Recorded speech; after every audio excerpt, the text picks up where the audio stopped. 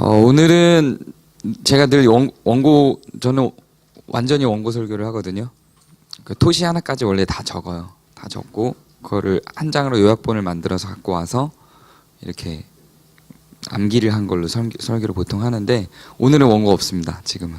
네.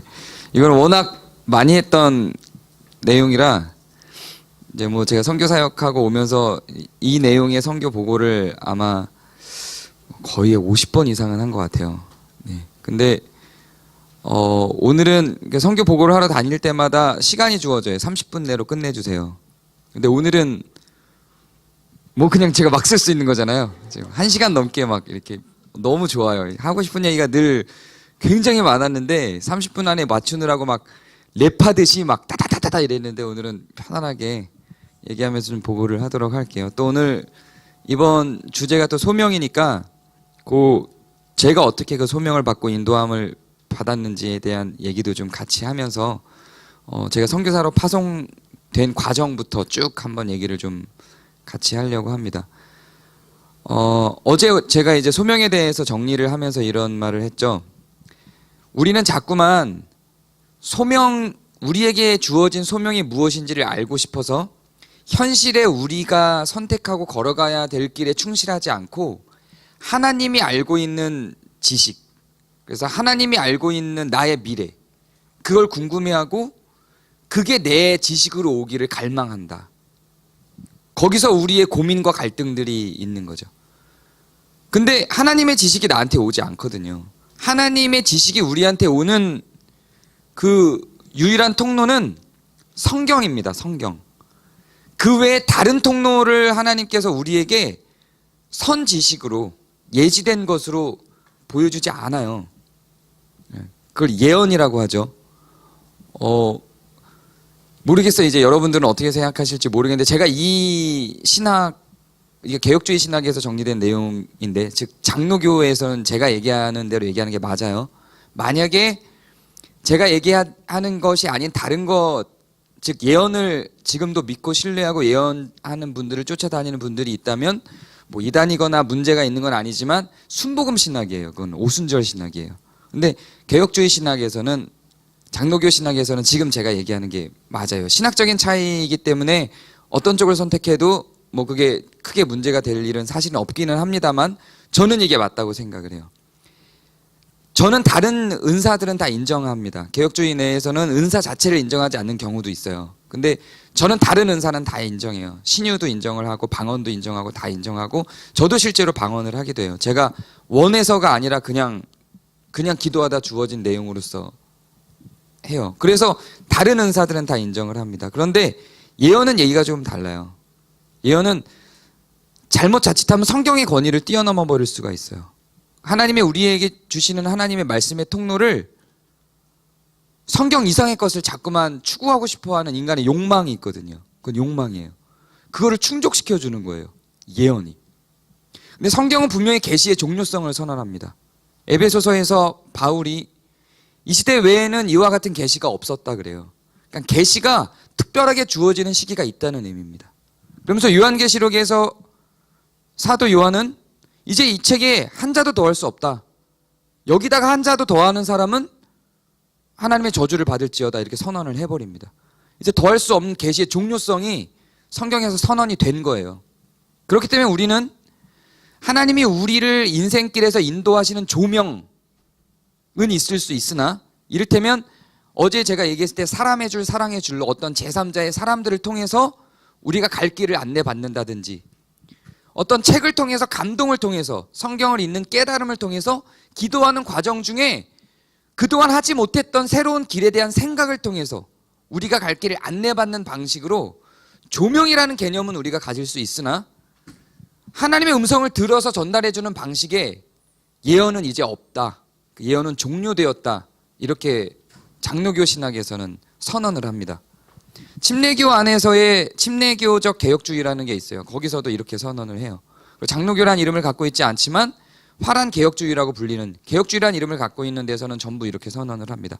저도 이게 맞다고 생각해요. 혹시 아니에요. 저는 예언을 믿어요. 이렇게 생각하시는 분이 있어도 뭐 괜찮습니다. 그러나 그가 걸어갈 신앙의 곤고한 길이 저는 보여요. 거기에 답이 없거든요. 성경 이외에 하나님께서 우리에게 명료성을 갖고 지시해 준 내용은 없어요. 우리는 현실에 있는 상황적 근거를 가지고 우리가 판단해 가는 겁니다. 그렇게 우리의 길들을 선택해 가는 거예요. 그러나 하나님은 우리의 길을 아시죠. 그리고 하나님은 우리의 길을 아시고 우리의 길을 하나님이 원하시는 우리에게 가장 좋은 길로 배열해 내세요. 어제 제가 예정 얘기할 때 배열이라는 표현을 썼죠. 그렇게 우리의 앞길들을 배열해 내세요. 그건 하나님 역할인 거예요. 우리 역할이 아닌 거예요. 우리는 현실의 우리의 상황 속에 충실해서 이것들을 선택해 나가면 돼요. 의로운 길로, 불의하지 않은 길로. 그게 우리의 역할이고, 앞을 보고 우리의 미래를 알고 그것을 배열해서 준비시켜 주시는 분은 하나님인 거예요. 근데 우리는 자꾸만 욕심에 하나님의 신적 권능을 갖고서 내가 그걸 배열하고 싶은 거죠. 자, 나는 삼성을 갈 것인가, 현대를 갈 것인가, 중소기업을 갈 것인가, 이걸 놓고 하나님의 지식을 묻는 거죠. 하나님은 우리가 선택하는 자유의지를 재료 삼아 그분의 주권으로 우리의 인생을 예정하신 겁니다. 그분의 예정 가운데 우리가 지금 선택하고 고민하는 그 내용들이 다 있는 거예요. 그럼 거기에 충실하면 되는 거지, 하나님이 알고 있는 바를 나도 알게 되어서 내가 다른 사람을 모르는 나만의 특별한 능력을 갖고 앞날을 예측하며 가는 구조의 인생은 우리 삶이 없어요. 저는 없다고 생각합니다. 그러면 이 두 가지가 제 삶 속에서는 어떻게 드러났는지를 좀 이제 설명해 드리고 좀 소개해 드리려고 해요. 근데 뒤를 돌아볼 때는 앞에는 안 보이는데 뒤를 돌아볼 땐 근데 그게 보여요. 내가 선택한 것이, 내가 처했던 상황이 하나님이 어떻게 그것을 배열해서 나를 여기까지 끌고 오셨는지가 앞에는 우리가 알 수 있는 방법이 없는데 뒤를 돌아서 정리해 보면 하나님이 동행했구나라는 게 보이죠. 그런 방식입니다. 하나님이 그때는 분명히 기적과 같은 일로 내 삶에 개입을 하셨던 현장을 부정할 수 없는 내 삶의 인생 속에서 확인이 돼요. 근데 우리는 어떤 욕심이 있냐면 그 과거를 돌아봤을 때 하나님이 내 삶에 개입했던 그거를 앞으로 또 알고 싶은 거예요. 근데 그거는 없어요. 그거는 포기하시는 게 좋습니다. 그건 뒤를 돌아볼 때 하나님이 내 과거의 역사를 통해서 혹은 내 성경에 기록된 하나님이 이스라엘을 어떻게, 성도들을 어떻게 이끄셨는지에 대한 역사를 통해서 하나님을 신뢰하는 마음을 갖고 그냥 기대고 가는 거죠. 앞에 대해서는 우리가 알고 가는 게 아니라. 그러나 뒤를 돌아봤을 때 우리가 그걸 그냥 몰라도 신뢰하고 갈 수 있을 만한 근거가 있는 거죠. 우리의 과거의 역사 속에. 그렇게 우리의 소명을 반응하고 나아가는 겁니다. 저는 아까 어제 얘기할 때 청년회장이 이제 작가가 꿈이라고 얘기를 했는데, 저도 작가가 꿈이었습니다. 저는 아버지가 목사님이시면서 시인이셨어요. 시인이셨고, 그래서 저도 어릴 때부터 이제 제가 초등학교 4학년, 5학년 때 아버지가 저한테 막 이광수, 김유정 이런 그때는 읽을 수 없는 책들을 막 강제로 읽히고, 동화책이 없었어요, 집에. 동화책을 읽고 자라지 않았어요. 그거를 읽고 자랐어요. 그래서 강제 문학 훈련을 받고, 그러니까 자연스럽게 글을 쓰기가 어릴 때 다른 애들에 비해서 탁월했겠죠. 그래서 저는 세상에서 제가 글 제일 잘 쓰는 줄 알았어요. 학창 시절에. 초등학교 때부터 해서 중학교, 고등학교를 거치면서 글짓기 대회 이런 거 하면 제가 다 휩쓸었습니다. 그리고 전국 단위, 전국 유치진 이렇게 희곡 대회가 있어요. 그런데 제가 희곡 써서 내서 전국 우승. 그래서 그냥 저는 무시험으로 그냥 서울예절을 들어갈 자격을 그냥 얻었어요. 그렇게 완전히 나는 타고났구나. 나는 이제 30대 노벨상을 받겠다. 실제로 이런 꿈을 꾸고 서울예전을 간 거죠. 서울예전을 가기 전에 이미 저는 굉장히 많은 작품을 써놨어요. 한 100작품 이상, 굉장히 다작하는 스타일이었어요. 엄청나게 많은 작품을 쓰고 서울예전을 갔죠.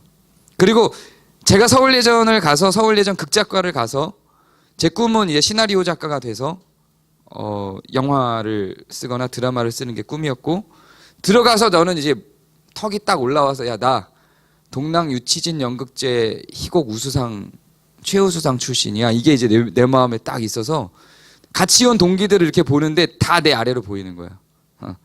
내 밑을 깔아줄 작가들 이렇게. 그리고 이제 교수님들한테 어느 정도 칭찬도 받고 이러다가 친구들의 그 동기들의 작품을 보잖아요. 얘네들은 저는 100편을 넘게 쓴 어릴 때부터 글짓기를 훈련받아온 사람이고 얘네는 처음 여기 들어와서 글을 이제 막 처음 쓰는 애들이에요. 어떤 누나가 저보다 좀 재수해서 저보다 전 현역으로 가고 재수해서 들어온 누나가 제가 다작을 했다는 걸 알고 그 다작한 것을 교수님들 보여주면서 교수님들이 칭찬을 수업 시간에 해주고 이러니까 제가 글을 잘 쓴다는 소문이 난 거죠.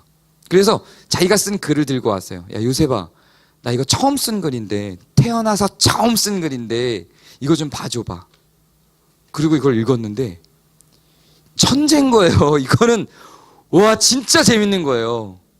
거기 사상도 멋있게 들어가 있고 그 사상을 대사로도 너무 잘 표현하고 글의 구조도 너무 잘 만들어놨고 감동적이고 이걸 처음 썼다고? 근데 그 누나만 그런 게 아니야. 아니나 다를까 그 누나는 그때 신춘문예로 바로 등단을 했어요. 근데 그 누나만 그런 게 아니고 다른 친구들도 작품을 보는데 저는 그냥 아버지한테 훈련이 잘 된 평범한 사람이구나라고 하는 걸 그때 알게 되죠. 그 서울예전 1년 다니면서 야, 이건 내 길이 아니다. 마음에 심각한 고뇌를 겪습니다. 그리고 군대를 갔어요. 군대를 가서 나는 어떤 길로 가야 합니까? 이 서울예전을 계속 다니는 게 맞습니까? 아니면 다시 새로운 길을 찾아야 됩니까? 이거를 하나님께 묻는 시기를 가진 거죠, 군대에서. 근데 거기에서 제 신앙의 어떤 변화가 일어납니다. 원래 저희 아버지는 목사님이셨지만 자유주의 신학자였어요. 그러니까 어떤 자유주의 신학은 어떤 정도냐면 저희 아버지가 취했던 자세는 성경은 역사서다. 실제 역사서다. 근데 하나님이 쓴 건 아니다. 이게 다 실제 있었던 일이지만 하나님이 쓴 건 아니고 사람이 쓴 거다. 그러니까 분별해서 하나님이 어느 정도까지 개입을 하신 거고 진짜 하나님이 어떤 존재인지는 우리가 이 책을 재해석해서 재정리를 해야 된다. 이런 입장이세요. 그러니까 성경을 바라볼 때 하나님 말씀으로 받아들이는 게 아니라 저희 아버지는 이거는 아니야. 이거는 하나님 말씀 같아. 이런 입장으로 받아들인 거죠. 이를테면 뭐 율법 이런 건 인정해요. 그리고 예수님이 직접 하신 말씀들 이런 거 인정합니다. 그런데 그 외의 것들 뭐 바울의 말도 잘 인정을 안 하셨고요. 선지서들도 잘 인정 안 하시고 뭐 이런 것들을 자기가 다 잣대를 갖고 이건 하나님 말씀이야. 이건 아니야. 이러면서 다 잣대를 재서 다 제거해 버리시고 이러셨던 분이세요. 그래서 저는 그런 교회에서 자랐기 때문에 성경을 100% 믿는 사람들을 보면 이상한 거예요. 되게 어색한 거예요. 무식해 보이고 아니 어떻게 홍해가 갈라진 걸 믿어. 야 진짜 무식한 사람들 이런 생각으로 살았죠. 근데 군대를 갔는데 그 군목이 저는 이제 아버지가 목회하던 교회만 다니다 보니까 이런 목사는 처음 본 거예요. 그 군목이 설교를 하는데 이 성경을 다 믿고 설교를 하는 거예요. 처음에는 진짜 무식하다 저 목사 이렇게 생각을 했어요. 이 수많은 군인들 중에 저 사람이 하는 말을 믿는 사람이 몇 명이나 있겠어. 이렇게 생각을 했죠. 근데 그 목사가 저를 불렀어요. 그 목사는 대위였어요. 전 이등병이었고 이름이 요셉이네. 그래서 아버지 목사님이야? 네. 이번 주부터 새벽기도 나와. 저는 근무를 서야 돼서 못 나가겠습니다. 그랬죠. 뭐 나가고 싶은 생각도 없고 사실 신앙도 없었고. 근데 내가 근무 빼줄게. 감사합니다. 그때부터 새벽 기도를 나가는 걸로. 근무는 1시간 반 동안 이게 총을 들고 추운 데서 있어야 되는데 새벽 기도는 따뜻한 데서 이제 가만히 앉아서 눈 감고 자면 되니까 30분 동안. 새벽 기도가 훨씬 유익하죠. 그래서 그때부터 매일 새벽 기도를 갔어요. 근데 새벽 기도 때 쏟아지는 그 선포가 저를 바꾸기 시작하는 거예요. 성경이 진짜 같은 느낌이 드는 거예요. 그리고 그 새벽 기도로 오는 사람들은 전부 다 저 같은 사람들인 거예요. 이름이 요한, 뭐 야곱, 목사님, 장로님 아들들 다 이런 사람들인 거예요. 새벽 기도가 끝나고 나면 잠깐 티타임을 가지면서 성경 이야기를 해요. 근데 다 성경을 믿는 거예요. 나만 안 믿어요. 그럼 사람이 이런 분위기에서 어떻게 해야 될까요? 믿는 척을 해야 돼요. 여기서는. 그래서 성경을 믿는 척을 하기 시작을 해요. 그리고 성경을, 저는 성경을 안 배우고, 제가 그 아버지 교회를 다닐 때는 성경을 안 배우고 신학을 배웠어요. 자유주의 신학을, 해방 신학 이런 거. 뭐 김교신 선생님, 함석헌 선생님, CR 사상 뭐 이런 거를 배웠어요. 그래서 노동자들을 해방시켜야 된다, 막 이런 걸 배웠어요. 근데 갔는데 막 서로 얘기를 하는 거야. 요한복음, 사도행전 막 이런 거 얘기하는 거예요. 모세가 어쩌고. 근데 다 제가 모르는 이야기들이에요.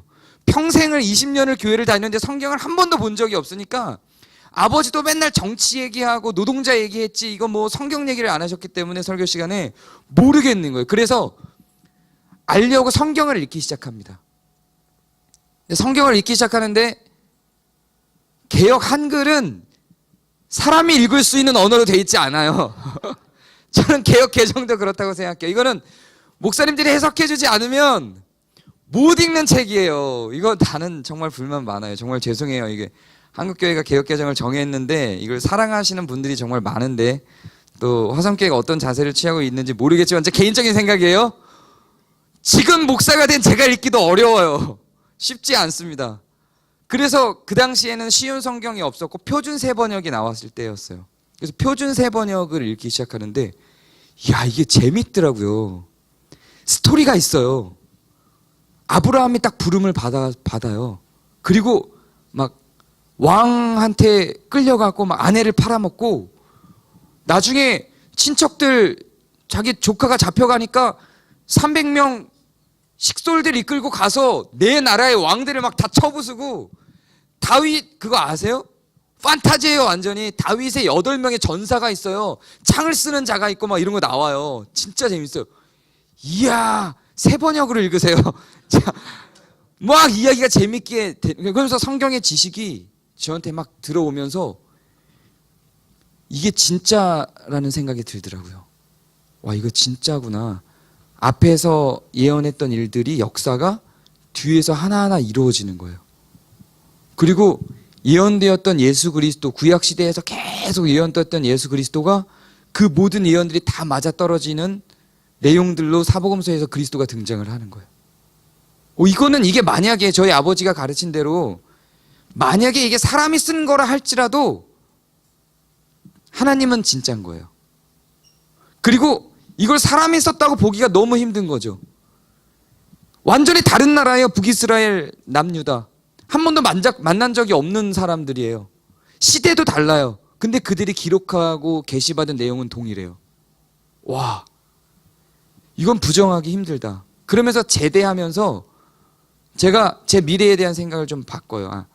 내가 앞으로 뭘 할지에 대해서는 성경을 좀 더 연구하고 결정을 하자. 일단은 뭐 내가 작가를 하든지 뭘 하든지 이런 거 제껴놓고 성경을 알자. 그래서 성경 공부할 수 있는 데를 찾습니다. 그때 충현교회라고 하는 교회에서 성경 공부 시간표가 쫙 1년치가 나와 있더라고요. 그 중에서 하나를 선택해서 성경 공부를 강좌를 들을 수 있는 게 있었어요. 그래서 그때는 제가 이제 가출을 해서 집을 나온 상황이었기 때문에 아버지가 목회하는 교회는 안 다니고 충현교회를 다녔는데, 거기서 성경 공부를 쭉 보다가 아브라함 컬렉션이라는 성경 공부 과정이 있더라고요. 그래서 왠지 저는 아브라함을 너무 재밌게 읽었고, 또 그거 있잖아요. 제가 성경을 읽으려고 열심히 노력하다 보면 창세기만 몇 번을 반복해서 읽게 되잖아요. 아브라함이 친숙해요. 그래서 아브라함 컬렉션이라는 말 때문에 제가 아브라함 컬렉션 성경 공부를 들어갑니다. 그리고 1년 등록 과정이에요. 가격도 싸요. 돈 내고 들어요. 거기는 5만 원인가 뭐 3만 원이었나? 되게 싼 돈을 내고 그 강좌를 등록해서 들어갔어요. 근데 첫 강좌를 듣는데 옆에 주변에서 막 뭐 선교사님 오셨네요 이러면서 막 서로 인사를 해요.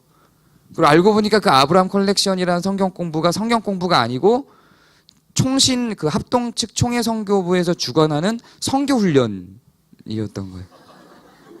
저만 성경 공부하러 온 거고 다 선교사님들이세요, 다. 1년 코스에 선교 훈련을 제가 등록하고 들어간 거예요. 몰랐죠, 저는.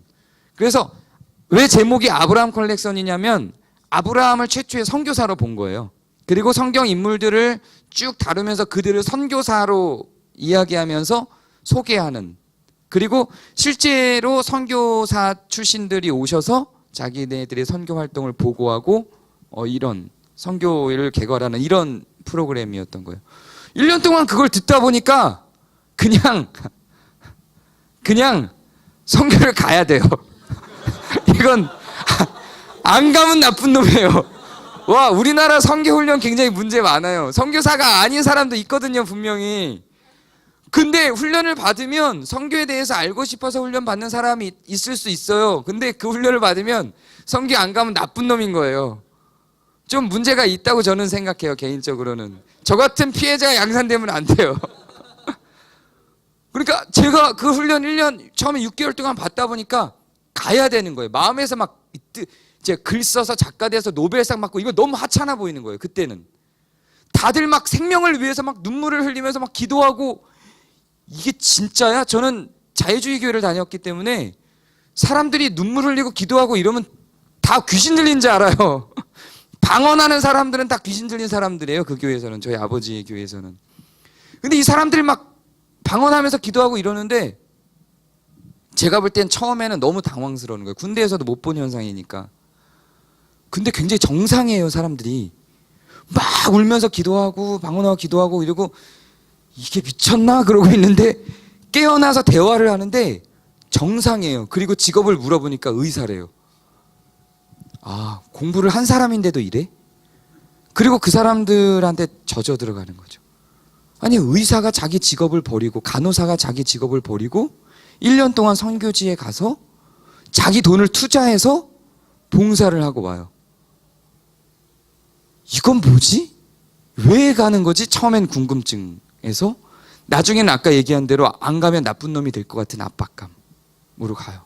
그리고 그 6개월 뒤에 한 달 동안 휴식을 하는데요. 6개월 훈련 받고 한 달 휴식하고 나머지 5개월 훈련을 받는데, 이 한 달이 실습 과정입니다. 그 실습 과정으로 선교지를 가서 한 달을 보내고 오는 게 그 실습이에요.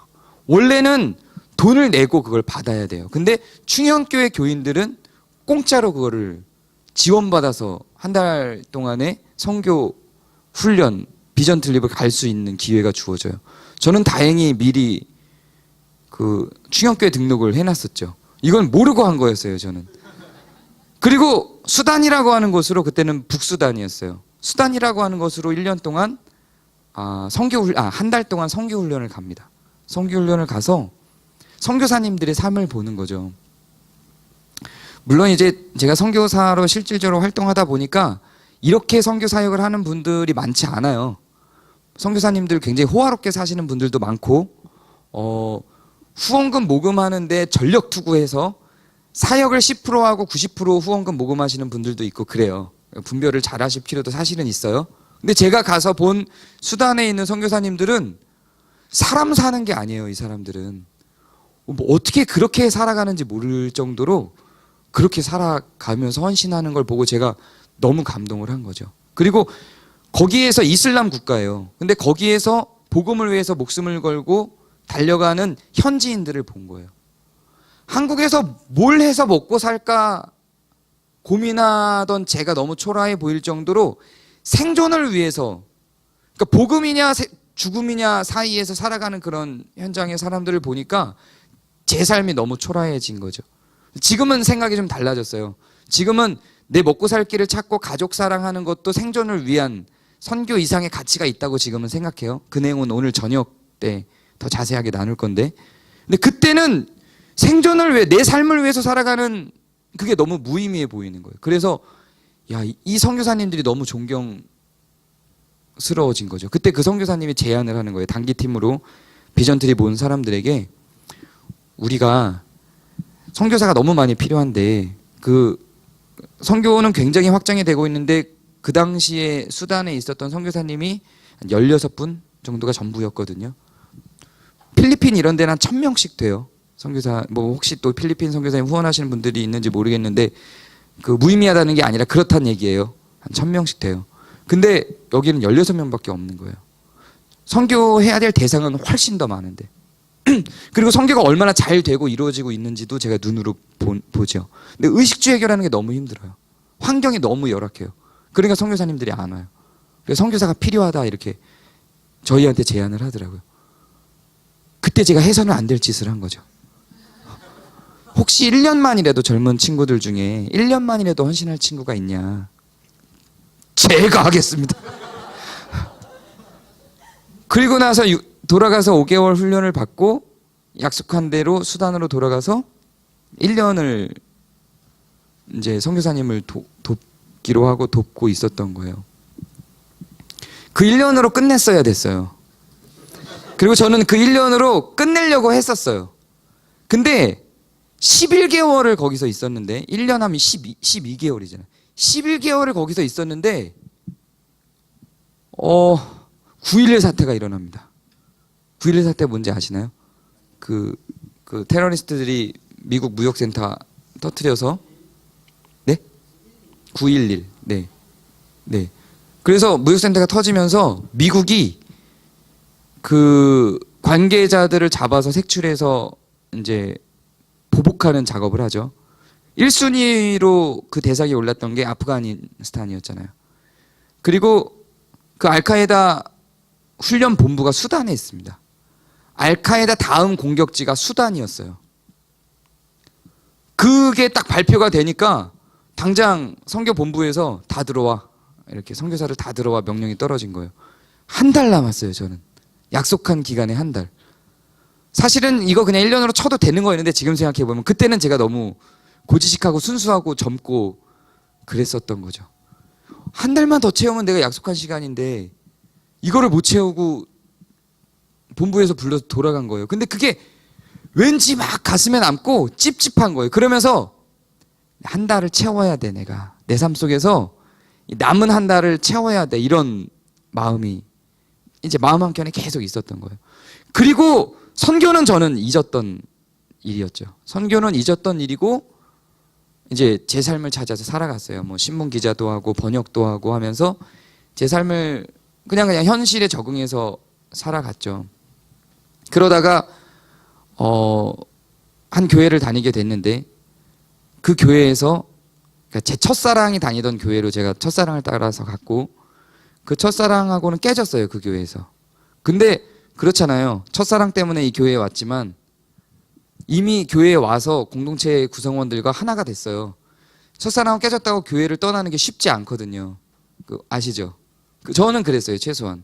첫사랑 때문에 교회를 왔지만 이미 다 내 형제고 내 자매고 이미 너무 사랑하는 공동체가 된 거예요. 그래서 깨졌지만 거기에 저는 남아 있었죠.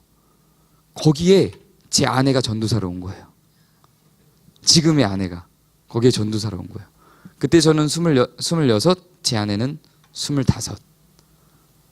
근데 이 어린애가 와서 청년부를 담당하고 온 거예요. 그리고 설교를 막 하는데 이게 은혜인지 사랑인지 구분이 안 되는 거예요. 매 설교가 너무 좋은 거예요.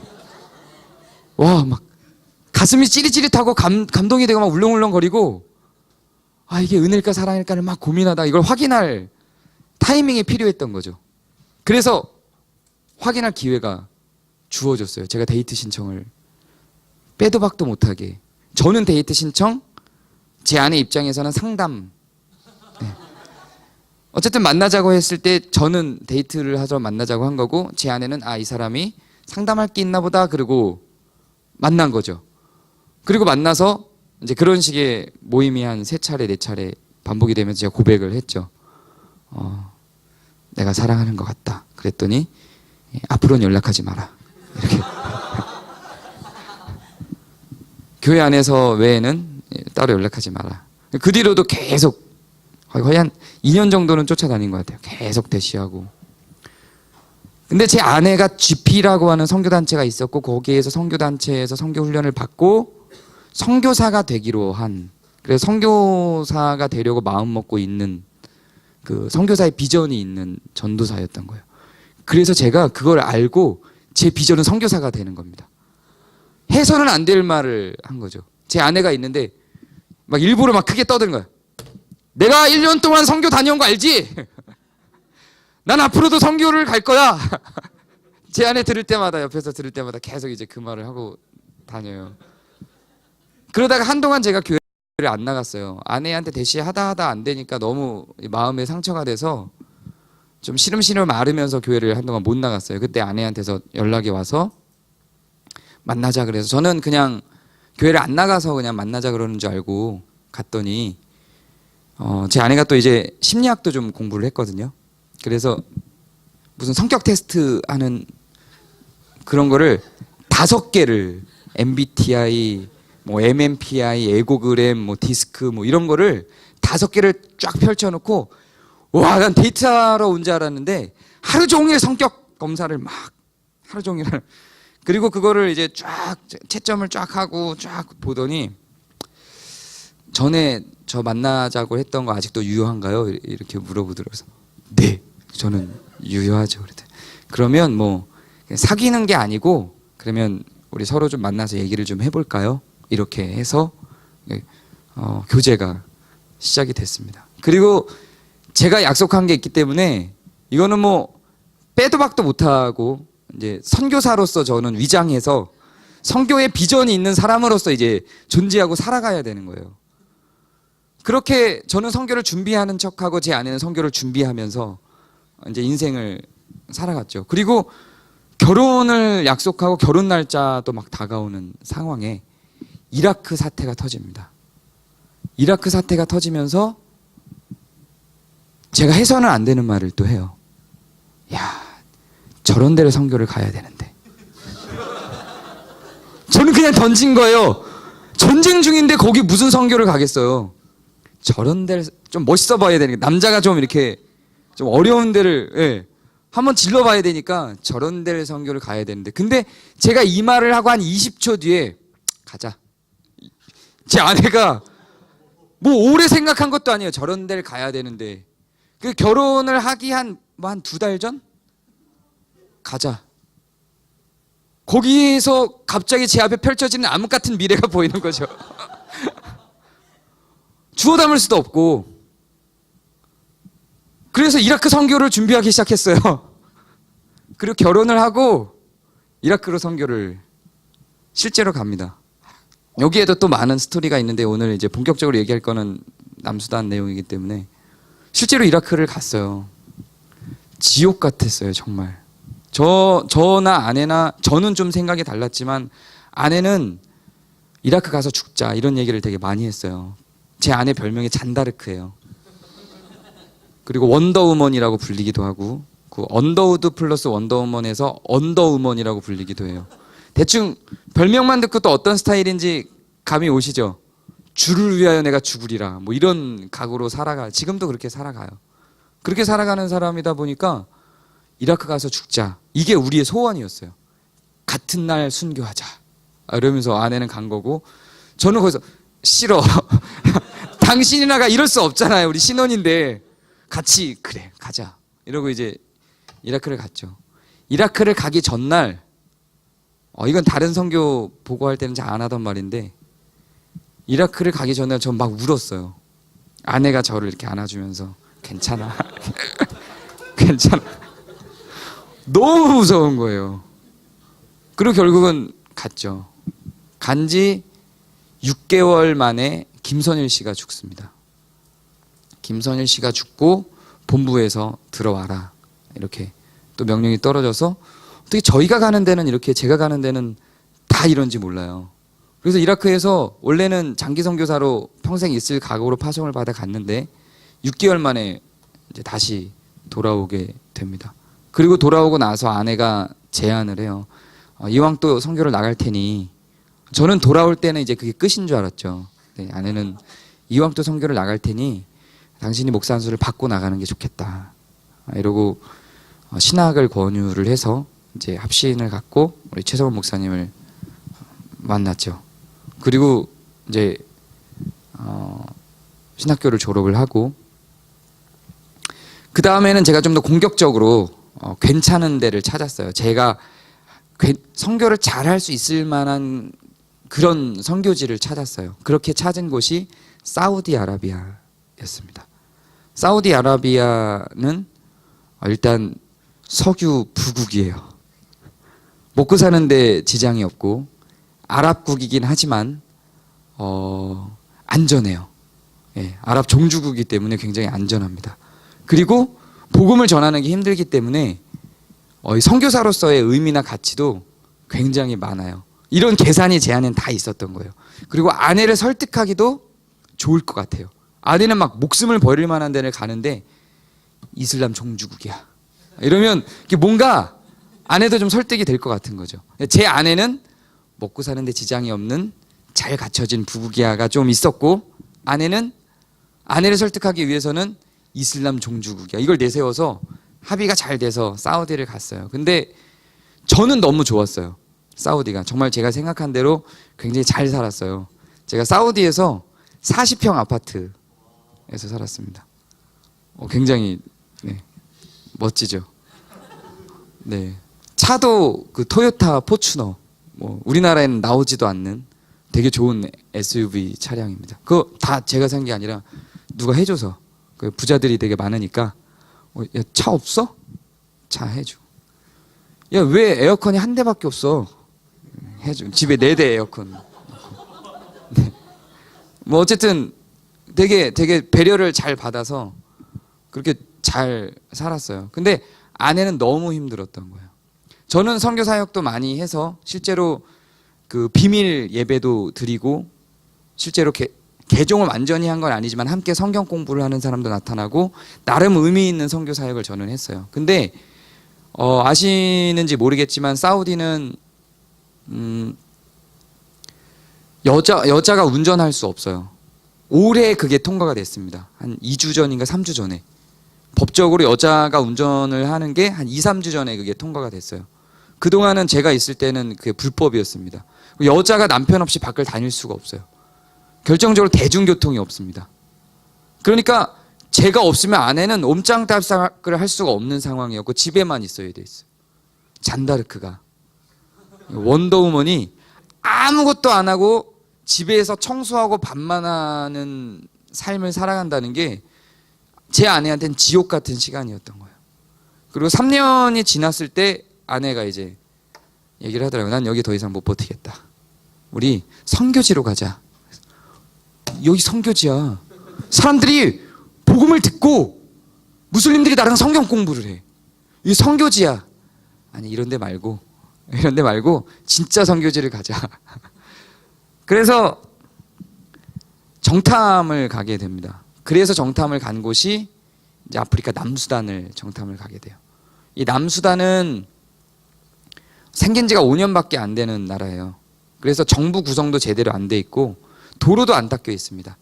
아스팔트로 돼 있는 도로가 딱 하나예요. 다 흙길이고 다 밀림이에요. 그냥 밀림이에요. 북수단은 처음에 젊을 때 제가 갔었던 북수단은 사막인데 남수단은 다 밀림이에요. 그런 데를 정탐을 갔어요. 나라가 생긴 지가 5년밖에 안 됐기 때문에 교회도 별로 없고 민속 종교가 굉장히 많아요. 그러니까는 인터넷을 보면 남수단이 기독교 인구가 10몇 프로 이렇게 나오거든요. 그렇지 않아요. 그거는 통계를 낼 수도 없어요. 생긴 지 자체가 얼마 안 되고 사실상 들어가서 조사할 수 있을 만한 여건도 안 되기 때문에 제 생각에 그거는 수도만 조사한 결과물일 것 같아요. 수도에는 기독교 인구가 한 10몇 프로 될 것 같은데 수도를 벗어나면 기독교 자체가 없어요. 다 무속 종교를 섬겨요. 거기를 들어가서 제가 발품을 팔아서 걸어 다니면서 부족들을 하나하나 탐방을 해요. 교회가 없는 부족, 기독교가 들어간 적이 없는 부족들을 하나하나 다 탐방을 합니다.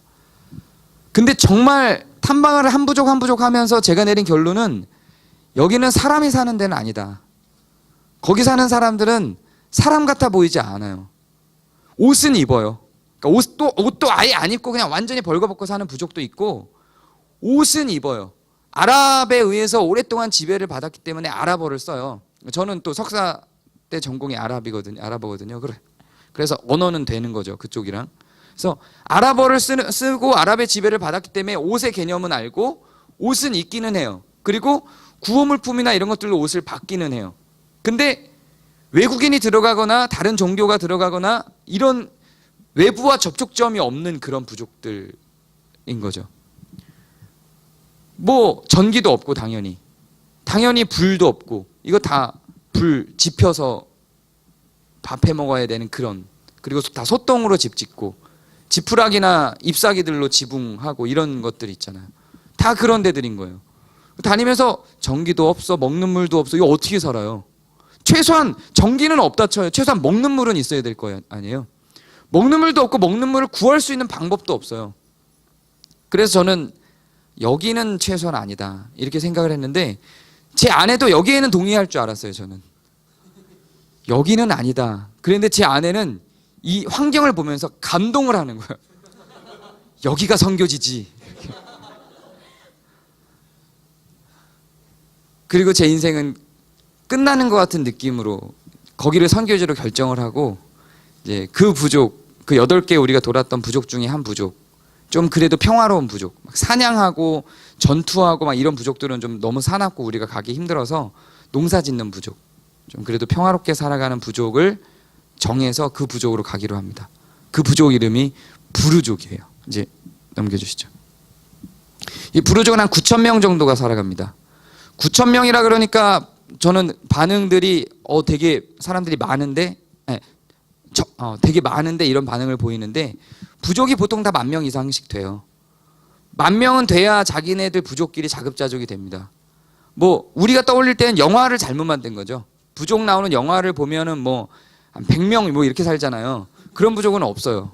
그런 부족은 생존이 안 돼요. 100명 정도로는 일단 외부로부터의 공격을 보호를 해야 되고, 본인들이 자급자족으로 해서 농사 짓고 이런 것들이 서로 안에서 이게 수급이 돼야 되고 이렇게 살아가야 되기 때문에 100명 단위로는 부족이 오래가지 못하고 소멸돼 버립니다. 없어져요, 그런 부족은. 그래서 최소 단위가 10,000명 정도, 여기는 한 9,000명 정도 되는 부족이었습니다. 그래서 이 9,000명이 강줄기를 타고 사는데 한 군데 모여 살 수가 없어요. 9,000명이 다 강 주변으로 모여 살면 너무 단위가 크기 때문에 강에서부터 멀리 떨어져 사는 사람이 발생하잖아요.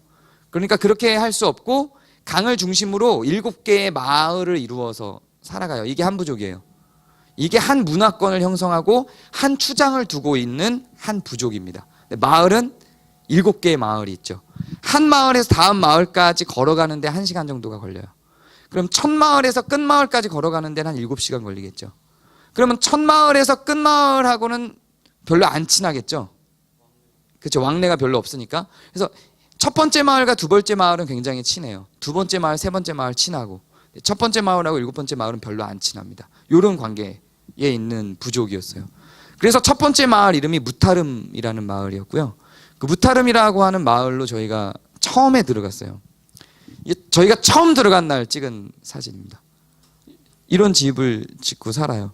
그런데 저희가 딱 들어갔는데 사람들 반응이, 보통은 낯선 사람이 오면 공격적일 거라고 생각이 들잖아요. 그래서 막 저희를 공격할 준비를 하고 있을 거라고 보통은 생각해요. 이전에 갔던 어떤 부족들은 그랬어요. 정말 막 칼 들고 활 들고 창 들고 와서 막 우리를 위협하고 이랬었어요. 이전 부족. 근데 여기 부족 사람들은 저희가 딱 들어가니까 놀래는데, 이렇게 놀래는 게 아니라 얼굴 하얀 사람 처음 본 거예요.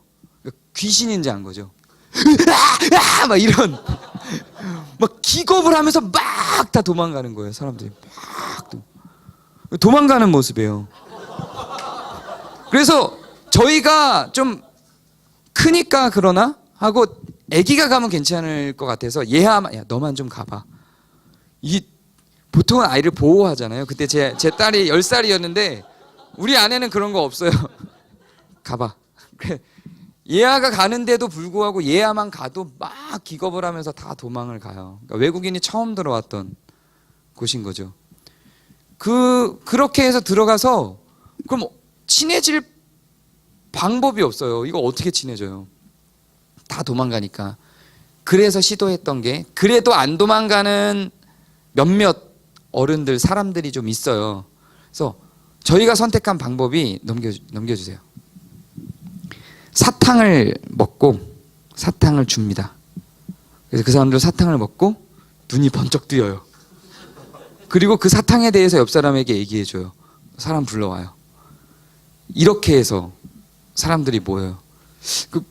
제가 선교훈련 받을 때는 이 고민이 되게 많았어요. 빵이냐 복음이냐. 그래서 이렇게 주장하시는 분들도 있어요. 선교지에서 빵을 자꾸 주는 선교사들 그러면 안 된다. 복음을 줘야 된다. 왜 자꾸 빵을 주냐. 근데 저도 그렇게 배웠고 그렇게 인식했고 그게 맞다고 생각했는데 막상 가보면 그렇게 안 돼요. 빵이 없으면 접촉이 안 돼요. 접촉이. 그래서 어쩔 수 없었어요. 저는. 저는 지금은 빵도 같이 주는 게 맞다고 생각을 해요. 생각이 바뀌었어요. 현장에 가면서. 그래서 사탕을 주면서 사람들이 좀 몰려들면서 친해졌죠. 그러면서 넘겨주세요. 이제는 이제는 달라고 막 이렇게 몰려드는 거예요. 뭐 걷잡을 수 없이 몰려들었죠. 그러면서 사람들하고 친해졌어요. 넘겨주세요. 근데 나중에 사탕이 떨어지니까 사탕을 사러 우간다까지 가야 돼요. 그러니까 너무 우간다까지 가려면 한 10시간 정도를 또 차 타고 가야 되거든요. 그러니까 그렇게 사탕을 사러 갈 수는 없으니까 처음에는 그렇게도 했어요. 가서 막 차에다가 사탕을 한가득 실어 갖고 와서도 했는데 그것도 한계가 좀 있더라고요. 뭐 사람이 9,000명인데 그거 어떻게 다 감당을 해요. 그래서 얘네들이 먹는 음식을 만들어서 나눠주는 걸로 그렇게 해서 얘네들 음식을 만다지라고 하는 도너츠 같은 겁니다. 튀김 음식. 저 튀기는 기름이 뭐냐면 이제 돼지 기름 막 이런 거예요. 동물 기름.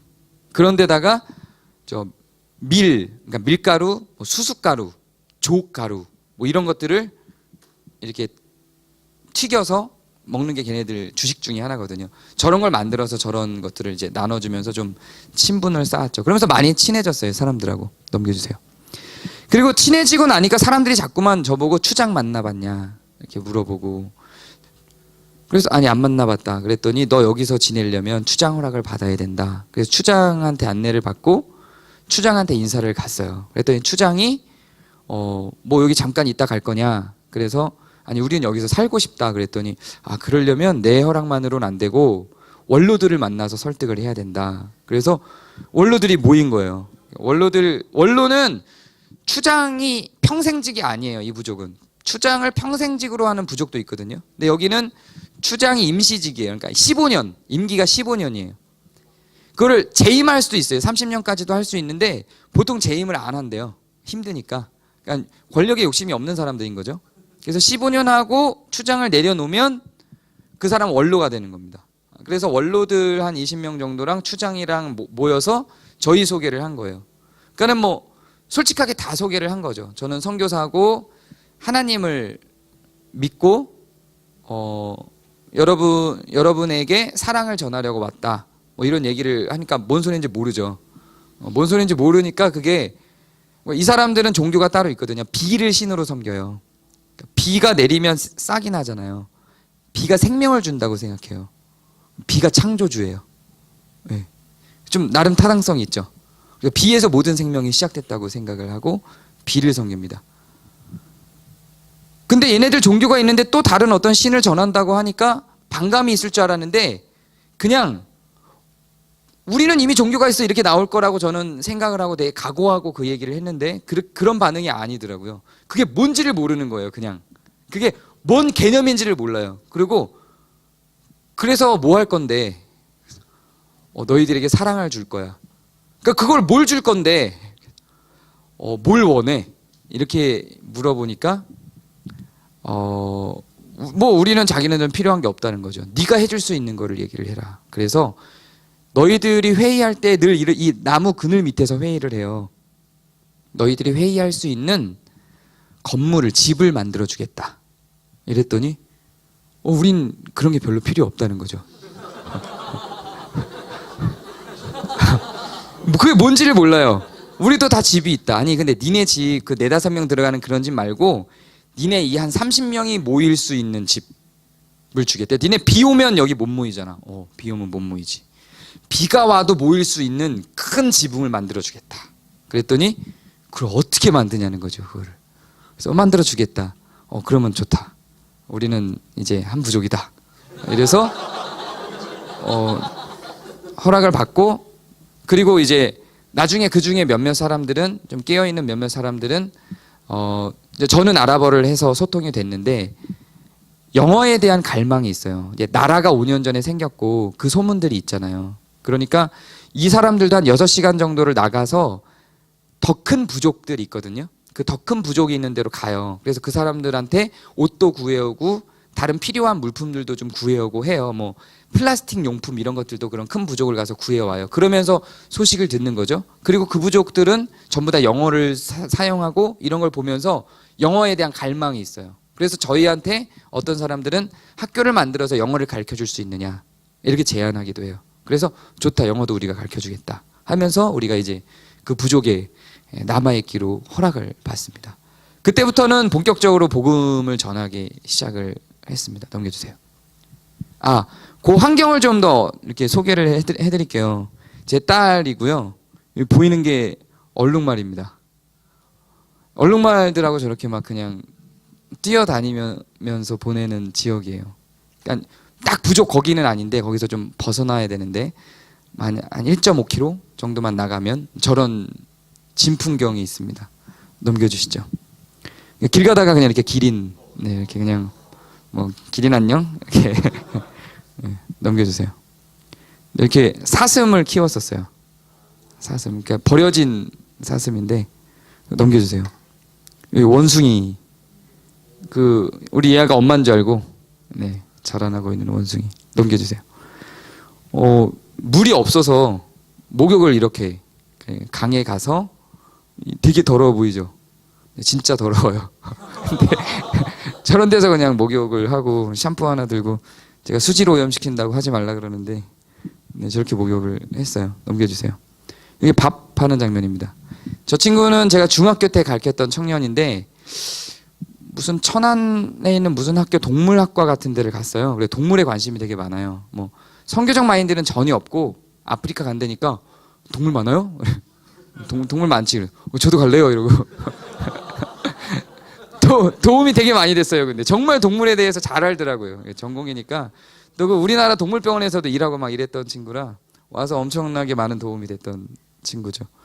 어쨌든 뭐 이렇게 해서 밥해 먹고 살았고요. 넘겨주세요. 가면은 고기를 먹을 수가 없어요. 왜 먹을 수가 없냐면 그 사람들은 다 고기를 먹고 살죠. 양도 먹고 염소도 먹고 닭도 먹어요.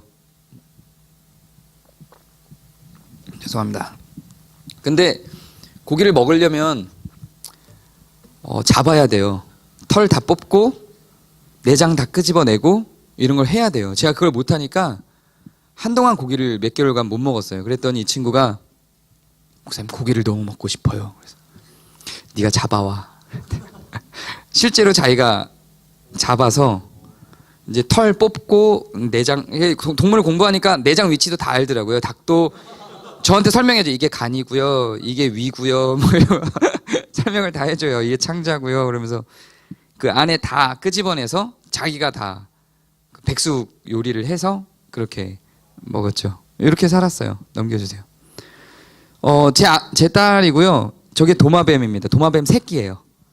이게 도마뱀. 동남아 도마뱀 손바닥만 하잖아요. 아프리카 도마뱀은 저만합니다. 저것도 작은 거예요. 새끼고 진짜 어미 도마뱀은 얘야만 해요. 얘야만까지는 아니고 한 1m 한 20cm? 얘가 처음에 그 도마뱀을 발견했을 때는 저희가 양 4마리, 염소 4마리를 키웠어요. 닭을 2마리에서 시작해서 나중에 30마리까지 키웠고요. 소도 4마리를 키웠는데 그 염소 우리에 얘가 그거 다 키웠거든요. 저희는 신경 안 쓰고 사육하고 이제 얘가 다 이거 풀 먹이고 이런 걸 다 했어요. 제 딸이. 근데 염소 치러 갔다가 아빠 악어야 그러는데 야 여기서 강이 몇 킬로인데 악어가 어딨어. 그리고 갔는데 진짜 악어가 있는 거예요. 보니까 악어가 아니고 도마뱀인 거죠. 도마뱀들이 들어와서 닭 잡아먹고 가고 뭐 이랬던 거죠. 그래서 이제 학교가 없으니까 얘가 할 일이 없잖아요. 얘가 뭘 했냐면 화살을 만들었어요. 그 현지인들한테 화살 만드는 법을 배워서 화살을 만들고 맨날 화살 쏘는 거예요. 맨날 하루 종일 화살을 쏘는 거예요. 그걸로 잡은 거예요. 그걸로 딱 4방 맞춰서 잡은 거예요. 나중에 양궁 선수를 시키려고 저는 고민하고 있습니다. 웬만한 어른들보다 그 전에 그 불도 굉장히 잘 피우거든요. 전에 그 교회 그 집사님들이랑 야외에 가서 이 바베큐 불 피워 먹는 걸 하는데 집사님들이 불을 잘 못 피우니까 얘가 옆에서 아빠 내가 할까? 내가 할까? 자기는 매일 했던 거니까. 그리고 저기 인천 저쪽 어디 놀러 갔는데 그 이렇게 전통 체험 이래서 화살 몇 개 만들어 놓고 화살로 앞에 뭐 이렇게 맞추는 그런 거를 하더라고요. 무료로. 근데 화살에 너무 허접한 거예요. 얘가 만든 거보다 더 허접한 거예요. 이게 균형도 안 맞고 각도도 안 맞고 단단하게도 이게 안 되고 줄도 어설프고 이게 살도 휘어졌고 이런 걸 어떻게 쏴. 자기가 다 직접 다 만들어서 나중에 이제 제가 쪼여만 주면 돼요. 화살을 이렇게 쪼여서 당겨야 이게 팽팽해지거든요. 그건 힘이 약해서 못하지만 그 전 과정까지는 다 자기가 만들고 다 쏘고 다 하죠. 넘겨주세요. 전갈입니다. 전갈인데 전갈도 2가지가 있어요. 이렇게 조그만 갈색 전갈 있어요. 요만한 거. 근데 그런 거는 물려도 한 2시간 정도 마비됐다 풀리면 돼요. 그러니까는 별로 그렇게 막 긴장할 만한 건 아니에요. 그런 조그만 전갈은 진짜 이렇게 저희 집에서 뭐가 이렇게 그물 같은 게 이렇게 있어서 이거 뭐야 탁 쳤는데 전갈 새끼들이 후 이렇게 그런 것도 막 이렇게 다 잡고 했었죠. 그러니까 그런 생활 속에서 이런 황제 전갈은 한번 물리면 그냥 죽는 거거든요. 이런 건 잘 안 나타나요. 근데 한 번 만났어요. 저희 집 안에 지금 이게 저희가 집에다가 장판을 밑에는 그냥 흙이에요. 밑에는 그냥 흙인데 거기에 그냥 장판만 깔고 살았는데 이게 위험한 거더라고요. 습해지니까 전갈들이 생겨요. 그래서 얘가 집에 들어와서 이거 들어왔을 때는 정말 너무 끔찍했죠. 긴장되고 물리면 안 되니까. 전갈 발견하자마자 황제 전갈은 이만해요. 물리면 바로 죽으니까 다 의자 위로 올라가! 이래서 의자 위로 올라간 다음에 막 찍어갖고 잡아서 칼로 난도질을 해서 이렇게 죽였죠. 넘겨주세요. 살모사입니다. 이렇게 목이 이렇게 잘려 있죠. 살모사. 뱀은 수시로 들어왔어요. 뱀은 수시로 들어오고 다 독뱀. 이거 살모사거든요. 그리고 이것도 아내가 청소하고 있는데 이렇게 청소하려고 이렇게 짐을 치우는데 거기 살모사가 쫙 이렇게 또아리를 틀고 있어서 요셉씨 부르면 제가 막 달려가면서 판가라고 이만한 칼이 있습니다. 칼을 딱 들고 달려가서 바로 목을 딱 이렇게 치죠. 제가 이걸 몇 번 했더니 얘야도 뱀 잡겠다고 판가를 들고 막 다녀요. 제 말리느라고. 실제로 이렇게 막 얘야가 막 뱀들 토막낸 적도 있고 위험한 일이긴 한데. 그리고 뭐 지금 사진으로는 안 가져왔는데 제일 위험했던 순간이 2.5m 정도 되는 킹코브라가 나타난 적이 있어요. 킹코브라. 예. 그 두께가 제 허벅지만한. 예. 그 코브라가 나타났을 때 처음에 저는 코브라가 그렇게 클 거라고는 전혀 상상도 못했고 아나콘다다 이렇게 소리를 질렀죠. 그랬더니 아까 그 건이 청년이 와서 아나콘다 정도면은 잡아도 돼요. 독이 없기 때문에 이렇게 막 영화 보면 몸 감고 막 그러잖아요. 느려요 좀. 그렇게까지 못해요. 팔 하나 내주고 목 치면 되니까 가능한 싸움인 거죠. 그래서 잡으려고 갔는데 그 건이가 뒤에서 코브라예요 그러는데 갑자기 딱 멈췄죠. 코브라면 완전히 얘기가 달라지거든요. 그래서 저기 어떻게 코브라 어떻게 저렇게 커 그랬는데 그 친구가 킹코브라 그랬는데 그 말이 끝나자마자 이렇게 가던 뱀이 딱 드는 거예요. 저를 보고. 그리고 얘는 저를 보고 있고 그 뒤쪽에 이제 그 건이라는 청년이 있고. 그래서 요거는 그냥 가게 두자. 너무 위험하기 때문에. 살모사는 그래도 조그마니까 어떻게 치는데 얘는 안 되겠는 거예요. 가게 두자 그랬는데 그 친구가 지금 가면 어차피 또 와요. 이러고 지금 잡아요. 그러더니 돌을 들고 뒤통수에다가 돌을 던졌어요. 근데 정말 다행히 뒤통수를 딱 맞고 얘가 코브라가 잠깐 기절했죠. 그 사이에 가서 목을 치고 이게 두꺼워서 한 번에 쳐서 안 잘리고요. 이렇게 썰어야 잘렸죠. 뭐 이런 삶을 살았죠. 제 아내 덕분에. 네, 넘겨주세요. 뭐 원래 길이 없는데요. 제 차로 다니면서 길이 난 거예요. 이렇게 빠지고 좀 그러기도 하고요. 넘겨주세요. 이거는 이 친구가 이제 말라리아 걸렸던 상황. 그래서 말라리아가 걸렸는데 아프면 말을 해야 되거든요. 원래 처음엔 감기 증세처럼 와요, 말라리아가. 근데 나중에는 저도 얘도 제 딸도 아내도 한 5번씩은 말라리아를 한 3번에서 5번씩은 다 걸려요. 다 걸렸는데 처음에 말라리아 걸려서 거의 죽을 위기까지 갔을 때요. 말라리아를 초반에 잡으면 약 하나 먹으면 끝나거든요. 근데 말라리아는 예방약이 없어요. 그 선교 갈 때 예방약을 먹는 건 치료제를 먹고 가는 겁니다. 그래서 그 치료제를 먹으면 2주는 괜찮아져요. 그래서 치료제를 먹고 가는 거지 뭐 이렇게 면역을 길러낼 수 있는 예방약은 말라리아는 없습니다. 그냥 모기 물려서 전염되는 거기 때문에. 근데 이 친구는 처음엔 감기인 줄 알고 그냥 버틴 거예요. 그래 너 안색이 좀 이상해, 열도 있어. 그래도 아유 괜찮아요, 남자가 뭐 이런 걸로 이렇게 떼우고 지나가다가 어느 날은 이게 눈동자가 돌아가는 거예요. 이렇게 막 이렇게 돌아가는 거예요. 그래서 이거는 좀 심각하다 싶어서 차에 태우고 병원까지 가려면 한 6시간을 달려가야 돼요. 6시간을 달려서 병원에 도착해서 겨우 살았어요. 저는 정말 죽는 줄 알았어요.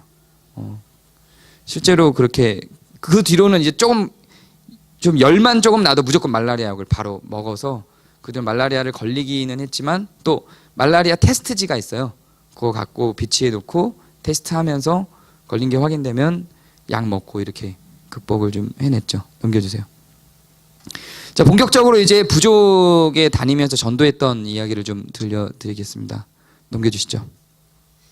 이렇게 방문하면서 이제 복음을 초반에는 전하고 다녔어요. 이렇게 한 명 한 명 만나면서 복음을 전하고 다니는데 그러면서 확인한 게 전도가 정말 잘 되는 거예요. 그러니까 얘네는 학교가 없잖아요. 글은 있지만 아랍어를 쓰기 때문에 아랍어 문자는 있지만 그 문자를 아는 사람이 뭐 10손가락 안에 꼽히는 거죠. 문자가 거의 없다고 보는 거예요. 그리고 한 명 한 명 얘기를 하면 전혀 배운 바가 아무것도 배우는 게 없는 친구들이기 때문에 뭔가를 새롭게 알았다는 게 얘네는 좋은 거예요. 그리고 그거를 자랑하고 싶어 해요. 그리고 자동으로 전도가 돼요, 그게. 그래서 복음을 전하고 다녔더니 이런 거죠. 야, 너는 비가 신이라고 생각하잖아. 근데 그 비를 만드신 분이 있어. 그 비를 만드신 분이 있고 그분이 이 세상을 다 만들었어. 저 구름, 저 동물들, 산, 이거 다 그 비를 만드신 분이 다 만든 거야. 이거를 계속 얘기하고 다녔죠. 근데 어느 날은 제가 본 현장이에요. 애들이 가다가 야, 너 산 누가 만든지 알아? 이게 얘네들의 그냥 이제 자랑인 거예요. 자랑. 나 알아. 이러고 그냥 이렇게 막 그걸 자랑하고 다니는데 이게 자연스럽게 전도가 되는 거죠. 넘겨주세요. 그러다가 예배를 시작해야 되겠다. 그러니까 저는 한 2년은 지나고 예배를 시작하자 그랬는데 제 아내가 좀 급해요. 네, 빨리 복음을 확장시키고 교회를 세우고 이러고 싶어 하는 거예요. 그래서 일단 있는 인원으로 지금 긍정적으로 수긍하는 인원 중심으로 예배를 시작하자. 그래서 저는 그래 봐야 예배를 몇 명이나 오겠어. 근데 어쨌든 한번 제안을 해보자. 그래서 복음을 전하고 긍정적인 반응을 보였던 사람들에게 우리가 모여서 이거를 따로 하지 말고 모여서 예배를 하자. 이렇게 제안을 했고 첫 모임에 온 사람들입니다. 한 10여 명이 모였어요. 근데 그것만으로도 저는 되게 감동적이었어요, 사실. 그리고 이 10여 명이 모인 것만으로도 이게 뭐 10년을 가든 20년을 가든 이 사람들을 씨앗으로 복음이 확장이 되면 되겠다라는 생각에 이 사람들 보내준 것만으로도 저는 굉장히 감동이었거든요. 근데 우리가 생각한 것보다 훨씬 더 준비된 부족이었던 거예요. 이 사람들한테 뭘 전하잖아요. 전하는 족족 가서 사람들한테 막 얘기하는 거예요. 만든 천지창조 이거부터 가는 거예요. 처음으로 만들어진 사람 이름이 아담이라는 사람이야. 다 전하고 다니는 거야. 야, 제일 처음에 생긴 사람이 누군지 알아? 아담이야. 여자는 하와고. 막 이게 막 처음에 이 세상 처음에 생긴 게 뭔지 알아? 이런 것들을 다 말하고 다니는 거예요. 그러면서 사람들이 자연스럽게 전도가 이때부터는 저희가 전도를 하러 일일이 다니지 않았어요. 그냥 예배하고 자연스럽게 그냥 이렇게 전해진 과정입니다. 넘겨주세요. 이렇게 많이 좀 늘었고요. 어린이들 먼저 늘기 시작했어요. 어린이들이 먼저 늘면서 처음에는 제가 설교하고 제가 예배를 인도했는데 어린이들이 많이 느니까 아내가 맡아서 이제는 설교하고 찬양을 하고, 저는 찬양이 안 되니까 아내가 막 찬양을 가르치고 막 이렇게 했죠. 넘겨주세요. 네. 그리고 어른들도 조금씩 더 많아지면서 나눠서 했어요. 제가 설교를 하고 그다음에 아내가 찬양 인도를 하고 이렇게 나눠서 진행을 했습니다. 넘겨주세요. 네, 아내가 이제 찬양 인도하는 모습인데, 얘네들의 찬양이 혹시 아프리카를 다녀오신 분이 있는지 모르겠는데, 저는 원래 기본적으로 힙합을 악마의 음악으로 알고 있었습니다. 뭐 욕도 하고 막 이런 어떤 되게 폭력적인 음악이라고 알고 있었는데, 여기를 갔어요. 얘네는 전기가 없어요. 테레비는 당연히 없죠. 외부 음악을 접할 기회가 없어요. 얘네는 있을 수가 없어요. 근데 그냥 음악이 힙합이에요. 저희가 처음에 이 노래를 알려줬어요. God is so good, God is, 이거 있잖아요. 조신 하나님, 이걸 가르쳐줬는데, 분명히 저희가 이걸 가르쳤는데 한 2, 3일 뒤에 다시 갔는데 이 노래를 불러요. 근데 우리가 따라 부를 수가 없어요. 뭔가 God is so good은 God is so good 이렇게 부르는 거잖아요. 근데 뭐 이러면서 불러요. 그래서 우리가 그거를 다시 배워야 되고, 이 한 곡을 2시간을 불러요. 2시간을. 뭐 있는 거 다 두들겨요. 몸도 두들기고 바닥도 두들기고 발도 구르고 막 뭐 옆에 있는 거 다 치면서 뭔가를 박자를 만들어서 부르는데, 나중에 저희가 배워야 되는 상황이 되는 그런 음악들이 되더라고요. 그래서 찬양도 굉장히 신나게 재밌게 많이 했죠. 넘겨주세요. 나중에는 한 100명 넘게, 150명까지 모이고 막 이랬었어요. 그렇게 되니까 원래 나무 그늘 아래서 예배를 계속 드렸는데 나무 그늘로 안 되는 거예요. 그늘 밖으로 나가면 너무 뜨겁고 그늘 안에 있으면 그래도 좀 선선한데, 예배를 그늘 밖에서 예배 드리는 애들을 보면 이거는 그래도 안 가고 버티고 잘 드려요. 그거 자체가 너무 좋은 거죠, 얘네는. 근데 그걸 1시간, 2시간, 얘네들 찬양 길어질 때는 막 3시간, 4시간씩 되거든요. 그러면 걔네들이 너무 안타까운 거죠. 그래서 건물을 지어야 되겠다, 이런 생각을 합니다. 그러니까 이 부분에 대해서도 사실 좀 말이 좀 있어요. 그러니까 뭐 선교지에서 건물을 짓는 게 과연 타당하냐? 그 현지인들이 건물을 짓게 해야지 선교사가 건물을 지어주는 게 이게 맞는 거냐? 아까 그 먹을 거 복음 얘기한 것처럼 이런 논쟁도 있거든요. 그래서 선교사가 건물을 지어주면 그 현지인들을 오히려 망가뜨리는 거다, 이렇게 얘기들을 해요. 근데 그거는 저는 상황 케이스 바이 케이스라고 생각해요. 물론 이제 뭐 필리핀 같은 데서 건물을 지어주고 이러면 문제가 될 수 있겠지만, 여기는 20명 들어가는 건물 구조도 상상을 못하는 사람들인데 여기 150명이 들어가는 건물을 어떻게 상상을 해요. 그리고 돈 단위가 있기는 있어요. 근데 그 돈을 사용하는 사람들은 수뇌부 몇 명이에요. 뭐 원로들 몇 명이고 외부를 왔다 갔다 하는, 그 큰 부족으로 거래하러 왔다 갔다 하는 사람들 몇 명이지, 대부분은 돈의 개념도 잘 몰라요. 근데 그런 사람들한테 어떻게 건물을 짓게 요구를 해요. 그리고 그걸 가르쳐요. 그럴 수가 없어요. 이건 선교사가 해줄 수밖에 없는 거다라고 저는 판단을 내린 거죠. 그래서 건물을 짓기로 결정하고 시작을 합니다. 그런데 재료가 없어요.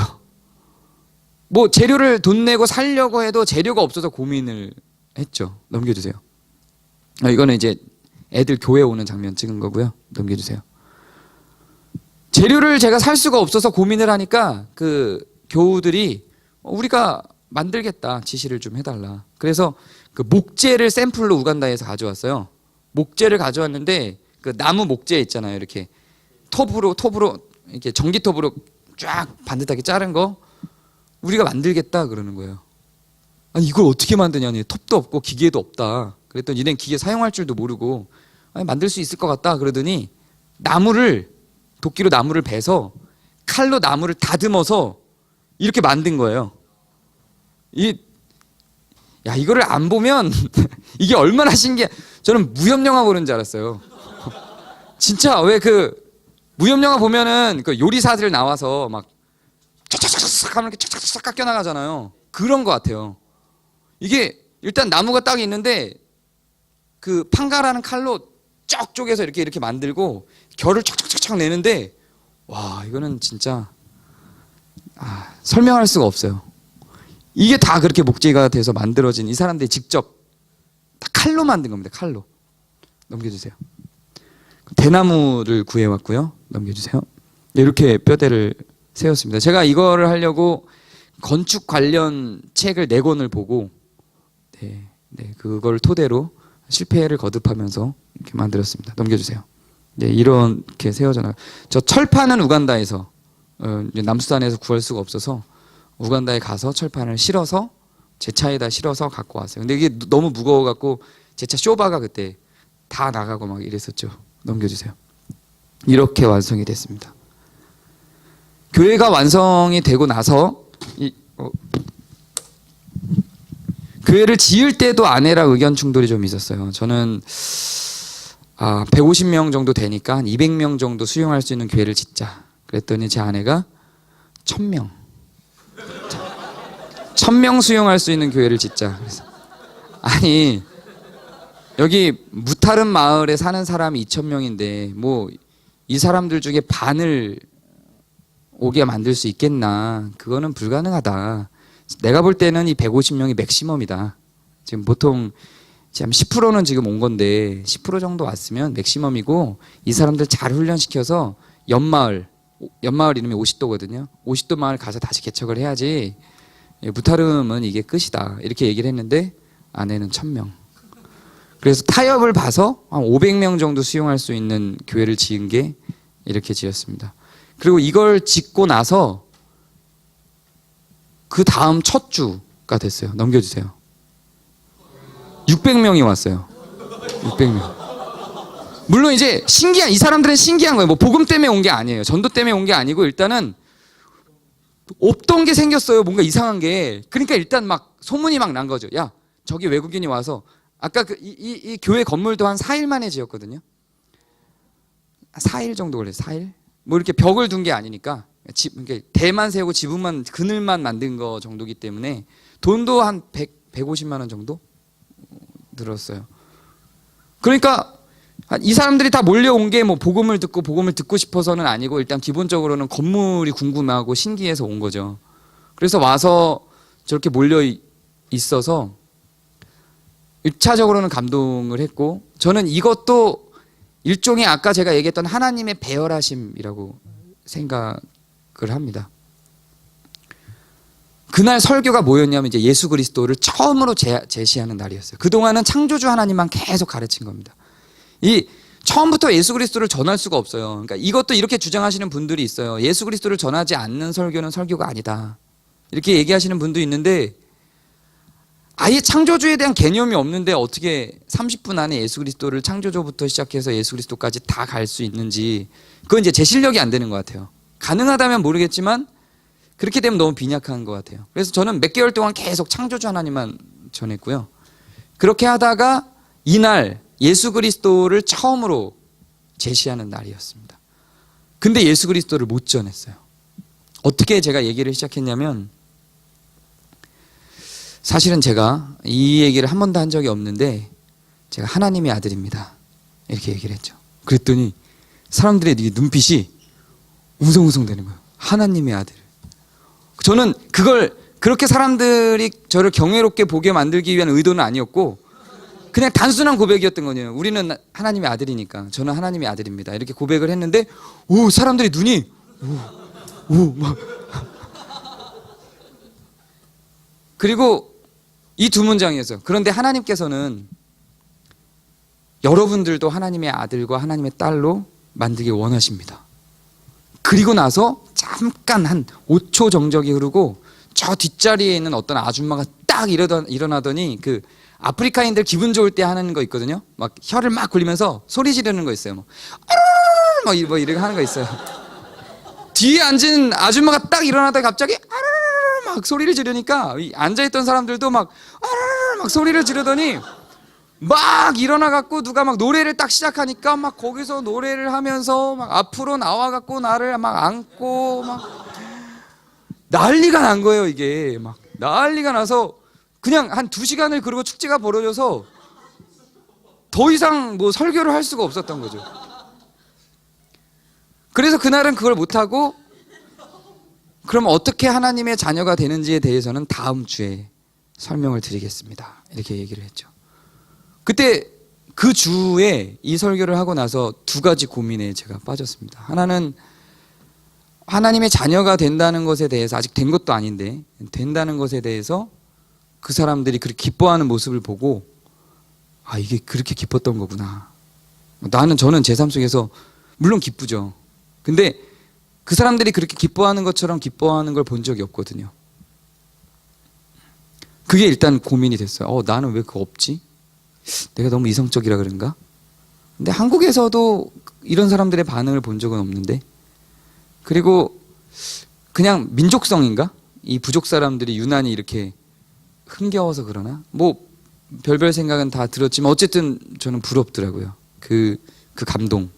하나님의 자녀가 됐다는 단순한 명제에도 불구하고 뭔가 엄청난 일이 일어난 것도 아닌데 그 명제 하나에 저렇게 감동하는 사람들을 보고 야, 나도 저런 신앙을 좀 가졌으면 좋겠다, 이런 고민이 좀 됐고요. 지금도 잘 해결되지 않는 부분이에요. 그리고 또 하나는 다음 주에 제가 하나님의 자녀가 되는 방법을 소개하겠다 그랬잖아요. 근데 제가 소개를 했는데 실망하면 어떡하지? 솔직히 뭐 없잖아요. 하나님의 자녀가 되는 방법 믿으십시오. 뭐 있어요? 그리고 우리는 믿음으로, 그리스도를 믿음으로 하나님의 자녀가 됩니다. 근데 이걸로 하기는 너무 사람들이 저렇게 좋아하고 기대하고 있는데 안 될 것 같은 거예요. 이걸로는 뭔가 다른 걸 던져줘야 될 것 같은 거예요. 또 뭐 한번 와 이거 한번 하면은 막 사람들이 막 이렇게 막 미쳐 올라오고 이런 거 좀 해야 될 것 같은데 이거 어떻게 하지? 이거를 뭔가 좀 굉장한 의식, 뭔가 이렇게 성찬을 할까?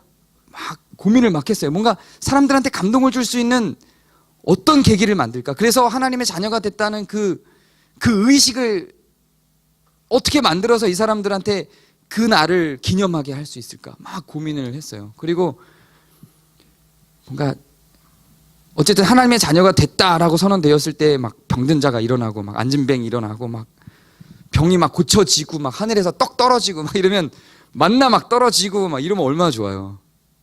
하나님 이렇게 좀 해주시면 안 되나요? 막 기도도 하고 너무 걱정이 되는 거예요.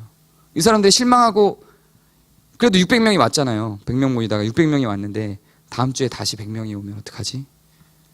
다시 아니 오히려 여기에 실망해서 다음 주부터는 20, 30명이 되면 어떡하지? 이런 고민이 너무 막 되는 거죠. 그래서 이런 거를 제가 아는 한 선교사님께 상담을 했어요. 상담을 해서 지금 제가 상황이 이런데 이거 어떻게 극복할까요? 그랬더니 정말 의외의 대답이 이 선교사님 혹시 이거 들으면 안 되는데 야 아프리카는 그런 거 필요해. 막 병든 사람 일어나고 이거 인카운팅 이거 필요해. 이러시는 거예요. 근데 그 얘기를 딱 듣고 나니까 이건 아니다. 이건 아니다. 이걸로 가면 복음은 변질되겠다. 복음이 복음으로 남으려면 그냥 단순한 복음으로 가는 게 맞다. 만약에 이 사람들이 600명이 다 떨어져 나가고 20명만 남아도 그냥 복음으로 승부하는 게 맞는 거다. 이게 생각하고 긴장감을 갖고 이제 그 주에 갔죠. 가서 정말 단순하게 예수님을 증거했어요. 원래 예수님이 하나님이었는데 창조 주셨던 분인데 우리가 죄가 있어서 그 죄를 위해서 내려오셨고 그분의 자녀가 되는 방법은 그걸 믿는 거다. 그러면 우리 가운데 성령이 임하셔서 우리는 이제 그 성령의 도우심을 입어 의롭게 살아갈 수 있게 된다. 이렇게 단순한 이야기를 했어요. 근데 그 처음에 자녀가 될 수 있습니다라고 전했을 때에 그 막 환호했던 그런 반응은 아닌 거예요. 그런 반응은 아닌데 감동적인 반응이에요. 굉장히 진중하고 차분한데 뭔가 감동받은 느낌. 우는 사람도 존재하고 이런 것들을 보면서 했다. 다행이다, 이게 됐다, 이런 생각이 든 거죠. 그리고 그 사람들도 제법 복음을 이해하는 사람들이 됐다고 저는 생각이 돼요. 그리고 이제 그 다음 주가 중요하잖아요. 그 다음 주가 됐는데 사람들이 그대로 다 온 거예요. 그 사람들이. 그래서 이 복음이 이런 표현이 맞는지 모르겠는데 효력을 발생했구나. 그래서 이 사람들 안에 이 복음이 어떤 힘을 발휘했구나라는 감동이 제 안에도 있더라고요. 여기까지 와서는 이제는 앞으로는 사역이 되게 탄탄대로일 거라고 생각했는데 또 하나 이제 고민과 문제가 봉착이 됩니다. 원래 비를 섬긴다 그랬잖아요. 그 비를 섬기는 일종의 제사장 역할을 하는 사람이 있어요. 비의 제사장. 우리식으로 얘기하면 레인메이커. 그 사람이 비를 내리게 하는 거예요. 그 사람이 신을 불러오는 거죠. 비를.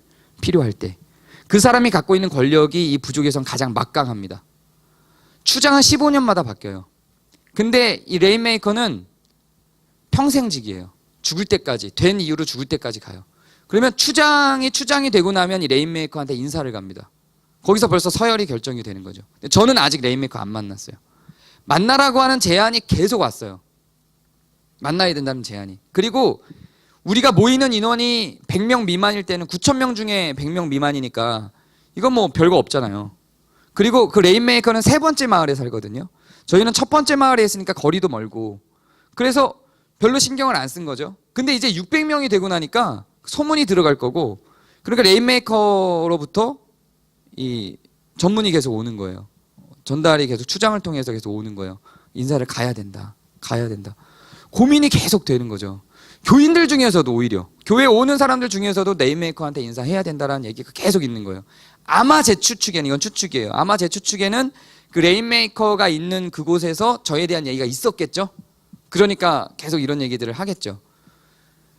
그래서 또다시 한번 결단의 시기가 필요하다라고 고민을 했어요. 그리고 예배 시간에 레인메이커에게 가긴 가야 되겠는데 가기 전에 예배 시간에 레인메이커가 가짜다라고 하는 선언을 할 필요가 있다라는 생각을 한 거죠. 그래서 이건 우상숭배고 신은 살아계신 하나님밖에 없다라고 하는 게 선언이 되어야 레인메이커를 만날 수 있겠다는 생각을 했어요. 그리고 어떤 한 주를 정해놓고 한 달 동안 열심히 기도하고 제가 후원자들에게도 기도 제목을 보내서 함께 공유해서 기도하게 하고 한 달이 지나고 이제 레인메이커가 가짜다라고 하는 선언을 하려는 주였어요. 그리고 그 선언을 했죠. 근데 반응이 굉장히 싸합니다. 이거는 이 레인메이커에 대한 거는 그 부족에서는 이미 어떤 그냥 문화예요. 법 같은 거예요. 이게 아니라고 부정하는 건 이슬람 세계에 가서 알라 아니야, 여호와야 이렇게 얘기하는 거랑 같은 거거든요. 그러니까 굉장한 충돌인 거죠. 저는 이거를 선언하는 데는 이것도 각오를 한 거예요.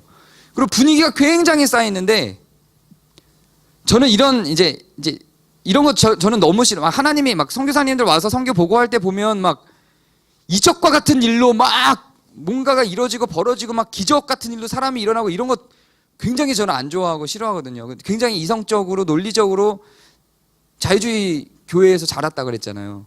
굉장히 이성적이고 논리적으로 뭔가가 정립돼서 나가길 원하지 막 그런 기적 같은 일이 벌어지는 건 별로 안 좋아하거든요. 근데 그렇게 얘기한 다음날 레인메이커가 죽었어요. 이거는 이렇게 얘기하면은 하나님이 죽이셨나 이러면 약간 나쁜 하나님처럼 될 것 같은데 어쨌든 발생한 일이에요. 그 다음날 레인메이커가 죽었어요. 죽을 나이도 아니었어요. 근데 죽었어요. 한 50살 정도 돼요. 그리고 그 아들이 20대 초반이었어요. 그리고 그 아들이 이제 그 레인메이커를 받아야 돼요. 근데 그 죽은 레인메이커의 동생이 아들이 너무 어리니 내가 레인메이커를 하겠다라고 대중 앞에 선언을 하고 나섰어요. 그리고 그 동생이 그 레인메이커를 상징하는 지팡이가 있거든요. 그 지팡이를 자기가 가져가서 내가 레인메이커다라고 주장을 했어요. 근데 그 아들은 또 그걸 뺏길 리가 없잖아요.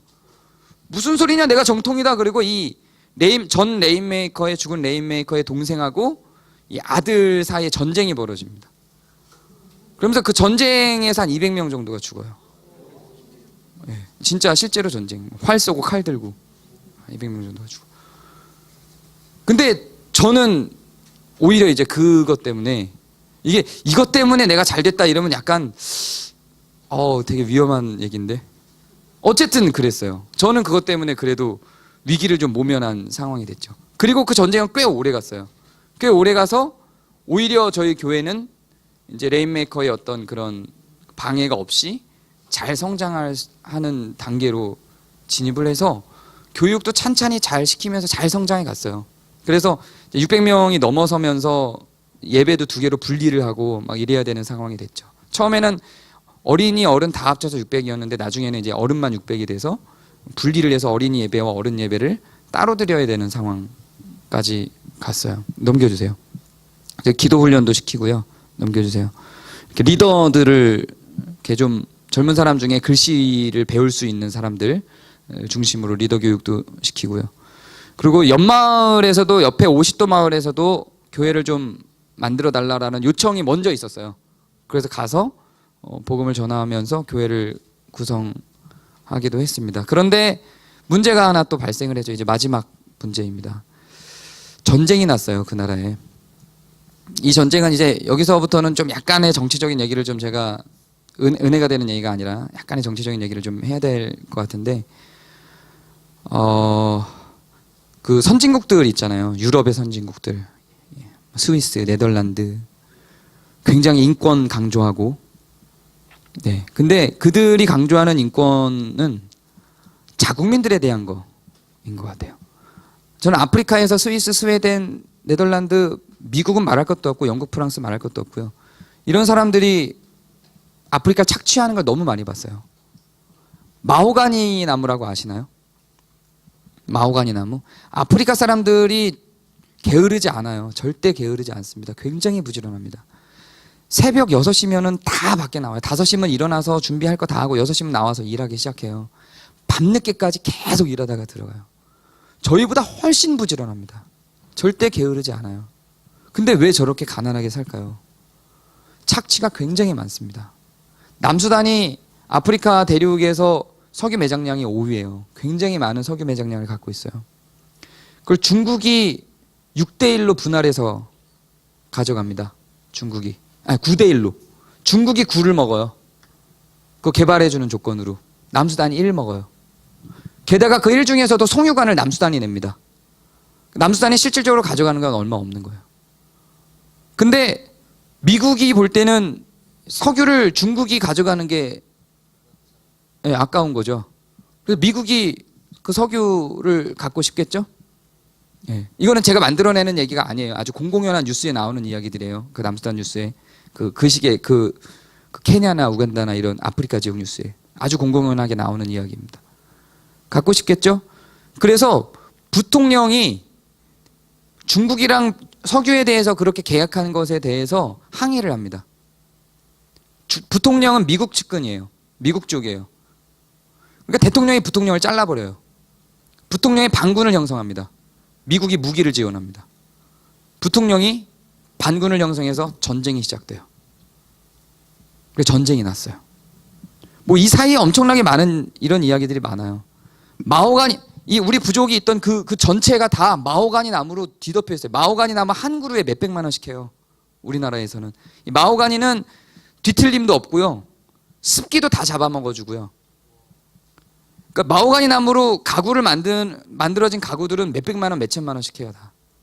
근데 그렇게 고가의 나무들이 거기는 산 전체가 마호가니거든요. 근데 스웨덴 사람들, 스위스 사람들이 와요. 큰 트럭을 몰고 와요. 부족 사람들한테 돈을 주고 나무를 다 베개해요. 돈도 많이도 안 줘요. 1달러씩 주고 나무 다 베개해요. 실어서 가요. 그 추장한테 이거를 갖고 가게 하면 어떡하냐 그러면 추장은 아니 우리 게 아닌데 어떡해. 쟤네 것도 아니잖아. 그래도 우리 게 아닌데 어떡해. 니네 거야. 이건 니네 거야. 우리 거 아니야. 이게 아프리카 사람들의 부족민들의 자세. 그러니까 그거를 아니까 이 선진국들은 이거를 엄청나게 찬탈해 갑니다. 엄청나게. 아무튼 이런 사례는 제가 본 이런 아프리카에서 본 이런 사례는 정말 많아요. 정말. 다 가져가는 거예요. 다. 전부 몽땅 가져가요. 사냥도 다 해가고요. 뭐 코뿔소, 코끼리, 뭐 상아 이런 거 뽑아가는 거는 뭐 아주 자연스럽죠. 뭐 어쨌든지 간에 그렇게 해서 전쟁이 나요. 전쟁이 나서 처음에는 수도에서만 전쟁이 났는데 그 전쟁이 점점점 확대되면서 저희가 있던 부족에까지 들어옵니다. 그러면서 전쟁이 나는 소식이 들어오고 저희 부족에까지 총격전이 벌어지는 상황이 되면서 이제 여기에 더 이상 있을 수 없겠다 이렇게 판단을 하고 나가자 제안을 하죠. 제 아내한테. 아내가 어떻게 나왔을지 감이 오시죠? 당신이 목사냐? 어떻게 성도들을 두고 나갈 생각을 하니? 뭐 어떻게 할 말이 없죠. 이제 뭐 틀린 말이 아니니까. 이제 총격전은 계속 벌어지는데 우리는 못 나가고 선교사들은 이미 다른 선교사들은 다 나갔어요. 저희가 마지막 상태.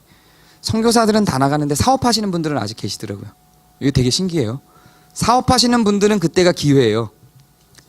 전쟁의 기회예요. 10배 값을 부를 수 있거든요. 10배가 뭐예요? 50배 값을 부를 수 있으니까 기회죠. 어쨌든 사업하시는 분들 또 그분들은 유엔에다가 뭐 납품하고 막 이러니까 그 대신 그분들은 다 보디가드들 다 대동해서 다니고 하죠. 어쨌든 선교사들이랑 NGO 소속된 분들은 다 나가고 저희만 딱 남은 상황이었죠. 나가자고 계속 제안을 해도 아내가 말을 안 들어먹는 거예요. 밖에서는 계속 전쟁 중이고. 그래도 바로 저희 집 앞에서 코앞에서 나는 건 아니고 뭐 한 50m, 100m 밖.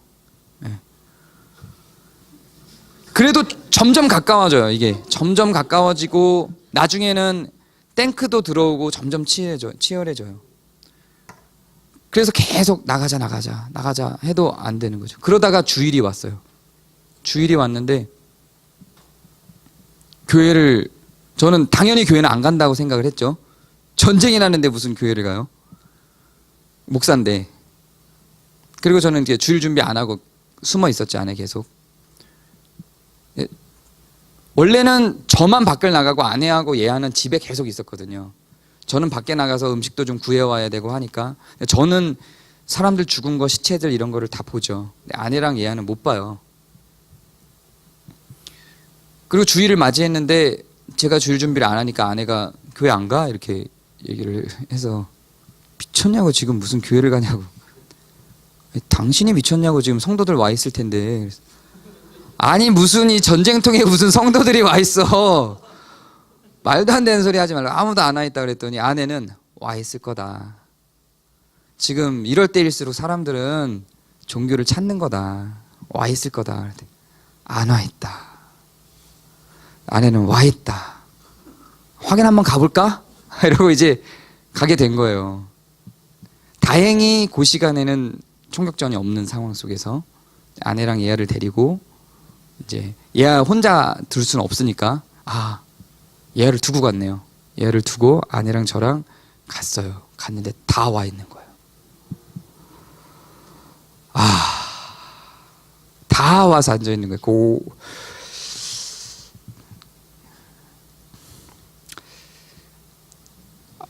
그 500~600명 되는 사람들이 죄송해요.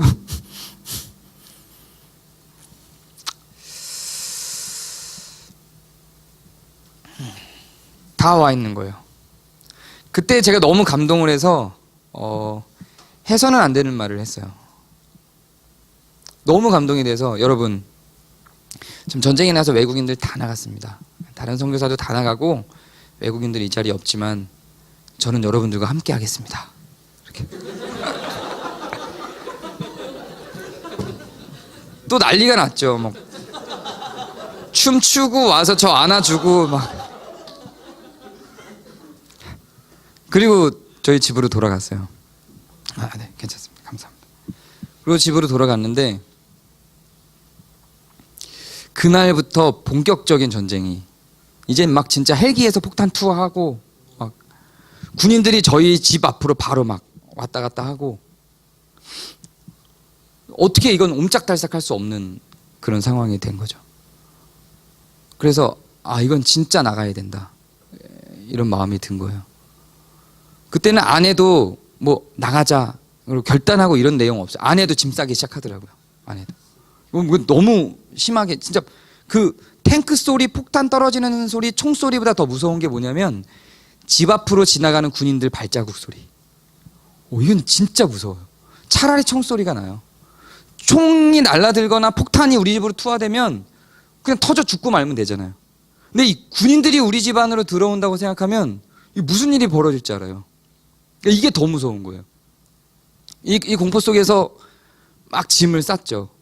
근데 또 저는 이런 기적 같은 거 굉장히 안 좋아하는데 또 기적 같은 일이 발생합니다. 원래 거기가 카톡이 터지는 지역이 아니에요. 근데 카톡이 온 거예요. 카톡이. 와, 이거를 뭐 전신탑이 있는 것도 아니고 카톡이 온 거예요. 주 우간다 한국 대사관에서. 선교사님이시죠? 이렇게 카톡이 딱 왔어요. 네. 그러니까 단체 카톡방이 딱 만들어지는데 남수단 내에 거주하고 있는 한국인들 단체 카톡방이 딱 만들어진 거예요. 거기에는 저희, 그리고 톤지에 있는 천주교 신부님, 수녀님들, 그리고 수도에 있는 사업가분들, 이렇게가 카톡방 안에 딱 형성이 돼요. 그리고 지금 탈출 중에 있는 NGO분. 이분도 정말 뭐 우간다에서 구조하러 가겠다고 하는데 됐습니다. 제가 나갑니다. 그리고 여자 혼자 차 끌고 그냥 질주해서 나가는데 그것도 실시간으로 막 올려요. 지금 앞에 군인들이 있습니다. 그래서 그러니까 그 우간다 쪽에서 그 전문가가 무슨 중령 출신의 이런 내전 전문가래요. 한국 분인데 군복이 어떤 색깔입니다. 그러니까 무슨 색깔입니다. 멈추지 마세요. 그냥 돌진하세요. 멈추지 마세요. 세웁니다.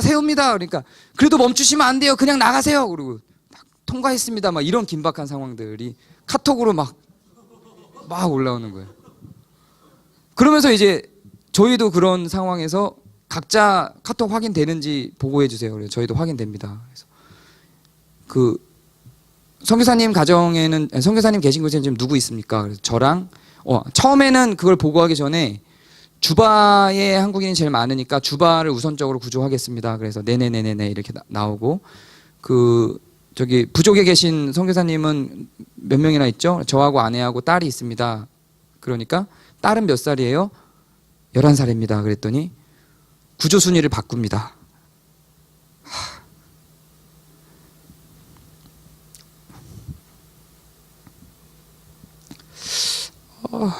네, 죄송해요. 부르족 먼저 구조하겠습니다. 이렇게 얘기를 하고 경비행기를 저희 부족으로 보내줬어요. 보내줘서 저희는 경비행기를 타고 나왔죠. 네, 넘겨주세요. 네, 이게 저희가 타고 나온 이제 경비행기입니다. 부족 사람들한테 인사를 못하고 그냥 나왔어요. 그래서 사실은 뭐 여전히 그 부족 사람들한테는 그 죄책감이 굉장히 많이 있어요. 아직도 그 부족은 전쟁 중에 있습니다. UN 말로는 한 3년 정도 갈 거다라고 했는데 저 전쟁이 발발한 지가 지금 한 2년 가까이 됐으니까 1년 정도는 더 전쟁이 갈 것 같아요. UN의 예측이 맞다면 뭐 더 오래 지속될 수도 있고요. 네, 뭐 아주 가끔 그 부족에서 탈출하는 사람들이 있어요. 탈출해서 우간다로 넘어오는 부족민이 있습니다. 그럼 그 우간다로 넘어온 부족들은 저한테 연락이 돼요. 우간다에 제가 부족으로 제 연락처를 우간다 출신 중에 이 우간다 사람들도 되게 대단하거든요. 제가 우간다로 탈출을 해서 가서 우간다에 있는 어떤 사람에게 남수단을 들어간다 그래서 연락을 취하도록 이렇게 해줬고요. 그래서 이 사람들은 왜 들어가냐면 보따리 장사하러 가는 거예요. 대단하죠. 선교사들은 목숨이 아까워서 나오는데 장사꾼들은 이때가 기회다 그러고 보따리 싸들고 이제 물건 팔러 가는 거예요. 그 우간다인에게 제가 부르족에 가면 연락처를 남겨달라고 연락처를 남겨서 부르족에서 우간다로 탈출하는 사람들은 저한테 전화를 합니다. 그럼 제가 약간의 생활 보조금들을 좀 주고 그렇게 관리를 하고 있는 중이죠. 그리고 부족에서 전쟁이 나서 그렇게 나와서 처음에는 금방 끝날 줄 알고 우간다에서 대기를 했는데 이게 장기화가 될 조짐이 보이고 또 유엔에서도 3년 이상 걸릴 거다라는 발표가 나면서 이제 한국으로 돌아왔어요. 돌아오고 그래도 전망을 보면서 몇 개월이 이렇게 지나죠. 몇 개월이 지나면서 제 건강도 너무 많이 악화됐고 간 수치가 그때 2천까지 올라갔거든요. 거의 뭐 간암에 해당되는 수준의 간 수치였어요. 그리고 다시 돌아가고는 싶었는데 어쨌든 전쟁 중이라 못 돌아가는 상황에서 후원하는 교회들이 이제 어떻게 할 건지를 계속 묻더라고요. 그래서 제가 결정을 해야 되는 상황이 됐어요.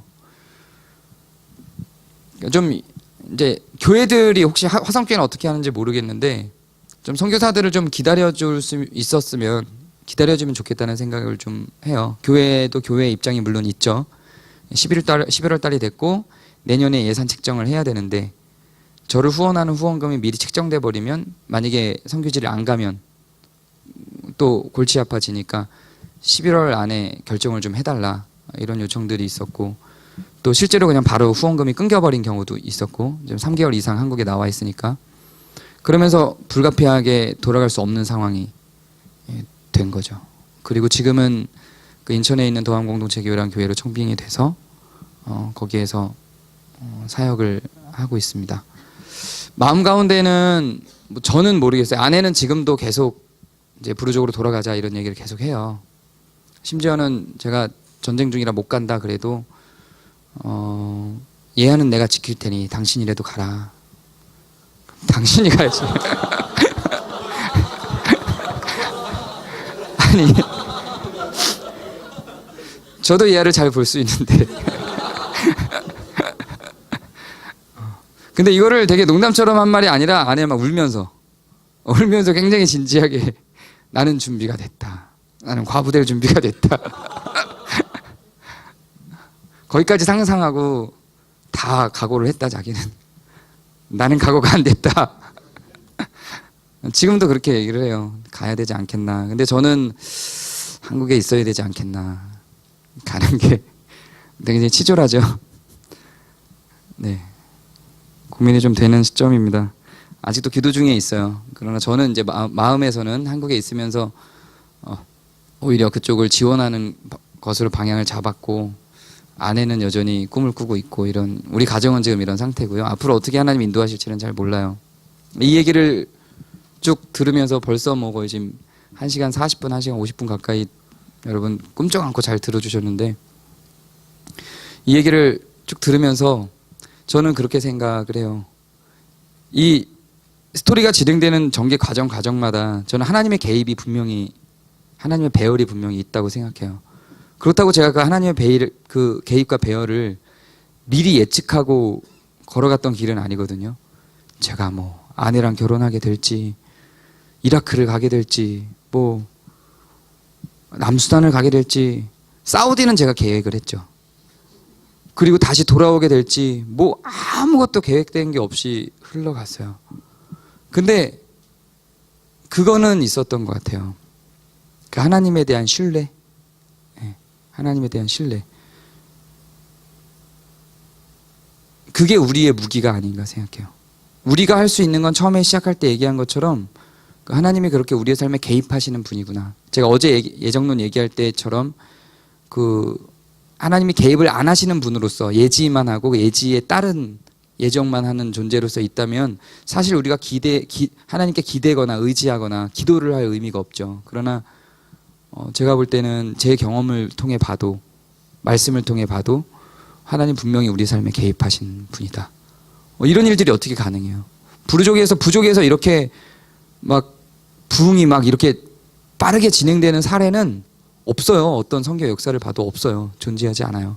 제가 뭘 특별히 잘했냐면 그렇지도 않잖아요. 봐서 그냥 다 뭔가 자연스럽게 그냥 아다리가 잘 맞아서 이루어진 일이에요. 원래는 2년 동안은 복음 전도 사역을 안 하려고 했던 계획이었는데 그냥 어떻게 하게 돼서 이렇게 이끌려져 온 거죠.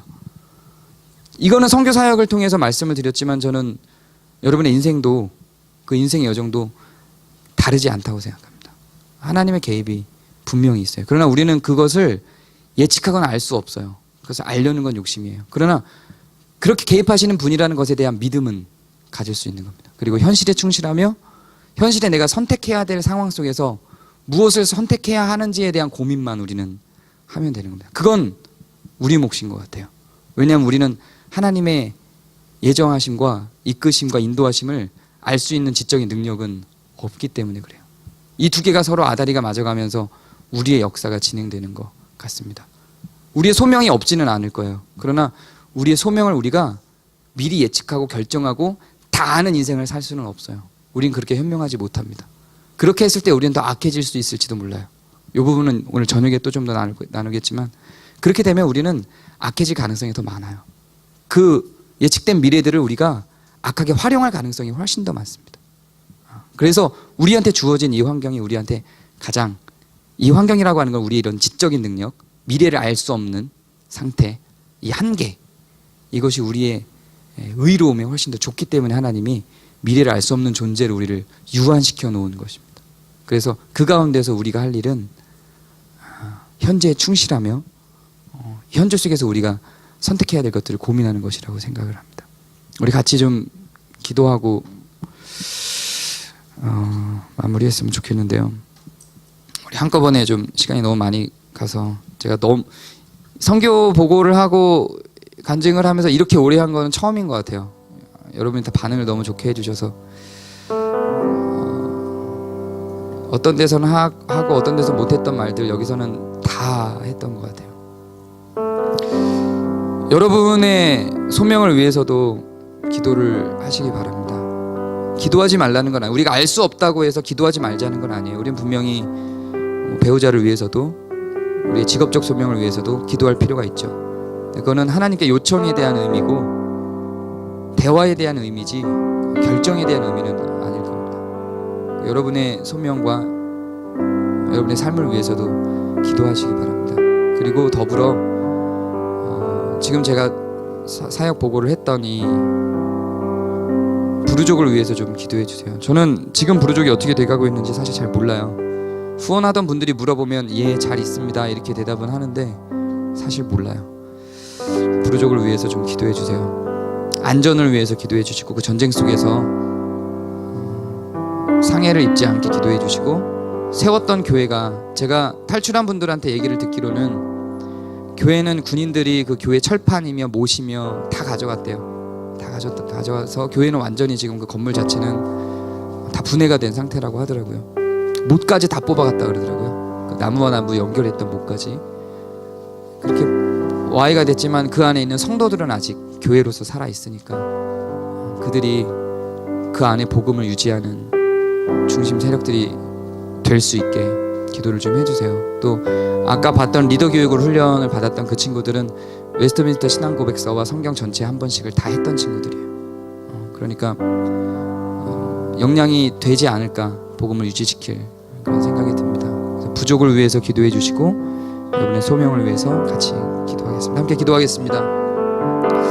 은혜 하나님 아버지여, 하나님 정말 앞을 알 수 없는 우리의 유한한 모습들에 답답할 때가 너무 많습니다. 그래서 우리는 계속해서 주님께 요청합니다. 하나님, 나는 무엇을 해야만 할까요? 나는 어떤 존재가 될까요? 몰라서 계속 물어보고 시원하게 하나님이 우리에게 답해 주시기를 원합니다. 그러나 그런 사례들이, 그런 역사가 우리 삶 속에 존재하지 않고 있음을 우리는 그저 확인하며 걸어갈 뿐입니다. 행여 하나님 주님께 응답을 받았다고 생각하지만 걸어가 보면 또 다른 길들이 펼쳐져 있는 것을 확인합니다. 하나님, 이런 삶 속에서 우리는 무슨 길을 선택하고 어떤 길을 선택하여 나아갈 수 있을지 주님, 하나님 아버지여, 우리를 지혜롭게 하여 주셔서 매 순간에, 선택의 순간에 하나님 아버지 우리가 의로운 자리에 설 수 있도록 주님 인도해 주시옵소서. 오늘 보고 들은 선교 보고 들은 내용대로 하나님 주님 앞에 기도합니다. 하나님, 이 보고가 이루어졌던 부르족을 위해서 기도합니다. 하나님, 짧은 시간 안에, 몇 년 안에 선포되었던 복음입니다. 하나님 아버지, 이 복음이 건강하게 확장되었고 하나님 복음 안에서 배웠던 리더들이 성장해 있는 곳입니다. 그러나 전쟁이 났고 지금은 하나님의 교회가 분해되어 하나님 어떻게 유지가 되어져야 할지, 어떻게 진행되어져야 될지 하나님 알 수 없는 상황 속에 있습니다. 또한 지금은 어떻게 진행되고 있는지 알지 못하는 상황 속에 있습니다. 하나님 도와주시옵소서. 하나님 인도해 주시옵소서. 주님 함께해 주시옵소서. 하나님 아버지여 인도해 주시옵소서. 하나님이 부족을 살려주시옵소서. 이들을 아버지 하나님 보호하여 주셔서 하나님 그들이 죽음으로부터, 상해로부터, 질병으로부터 보호받게 하여 주시고 하나님이 전쟁으로부터 보호받게 하여 주시고 하나님 전쟁으로부터 살아남아 하나님 유지할 수 있도록 주님 도와주시옵소서. 더불어 하나님 아버지, 지금은 선교사가 없는 상황입니다. 하나님 아버지, 복음이 심겨는 졌지만 하나님 그것을 더 자세하게 교육하고 이끌어갈 수 있는 사람이 없는 상황입니다. 하나님 도와주셔서 이미 심겨져 있는 그 복음들이 하나님 끝나거나 사라지지 않게 해주시고 하나님 끝까지 붙잡아서 하나님 아버지 이 복음이 확장되어 하나님 아버지 이 부족 전체가 복음으로 바뀌어질 수 있는 역사가 나타날 수 있도록 주 하나님 인도해 주시옵소서. 주 하나님 함께 해 주시옵소서. 주님 앞에 영광 올려드립니다. 주님 도와주시옵소서.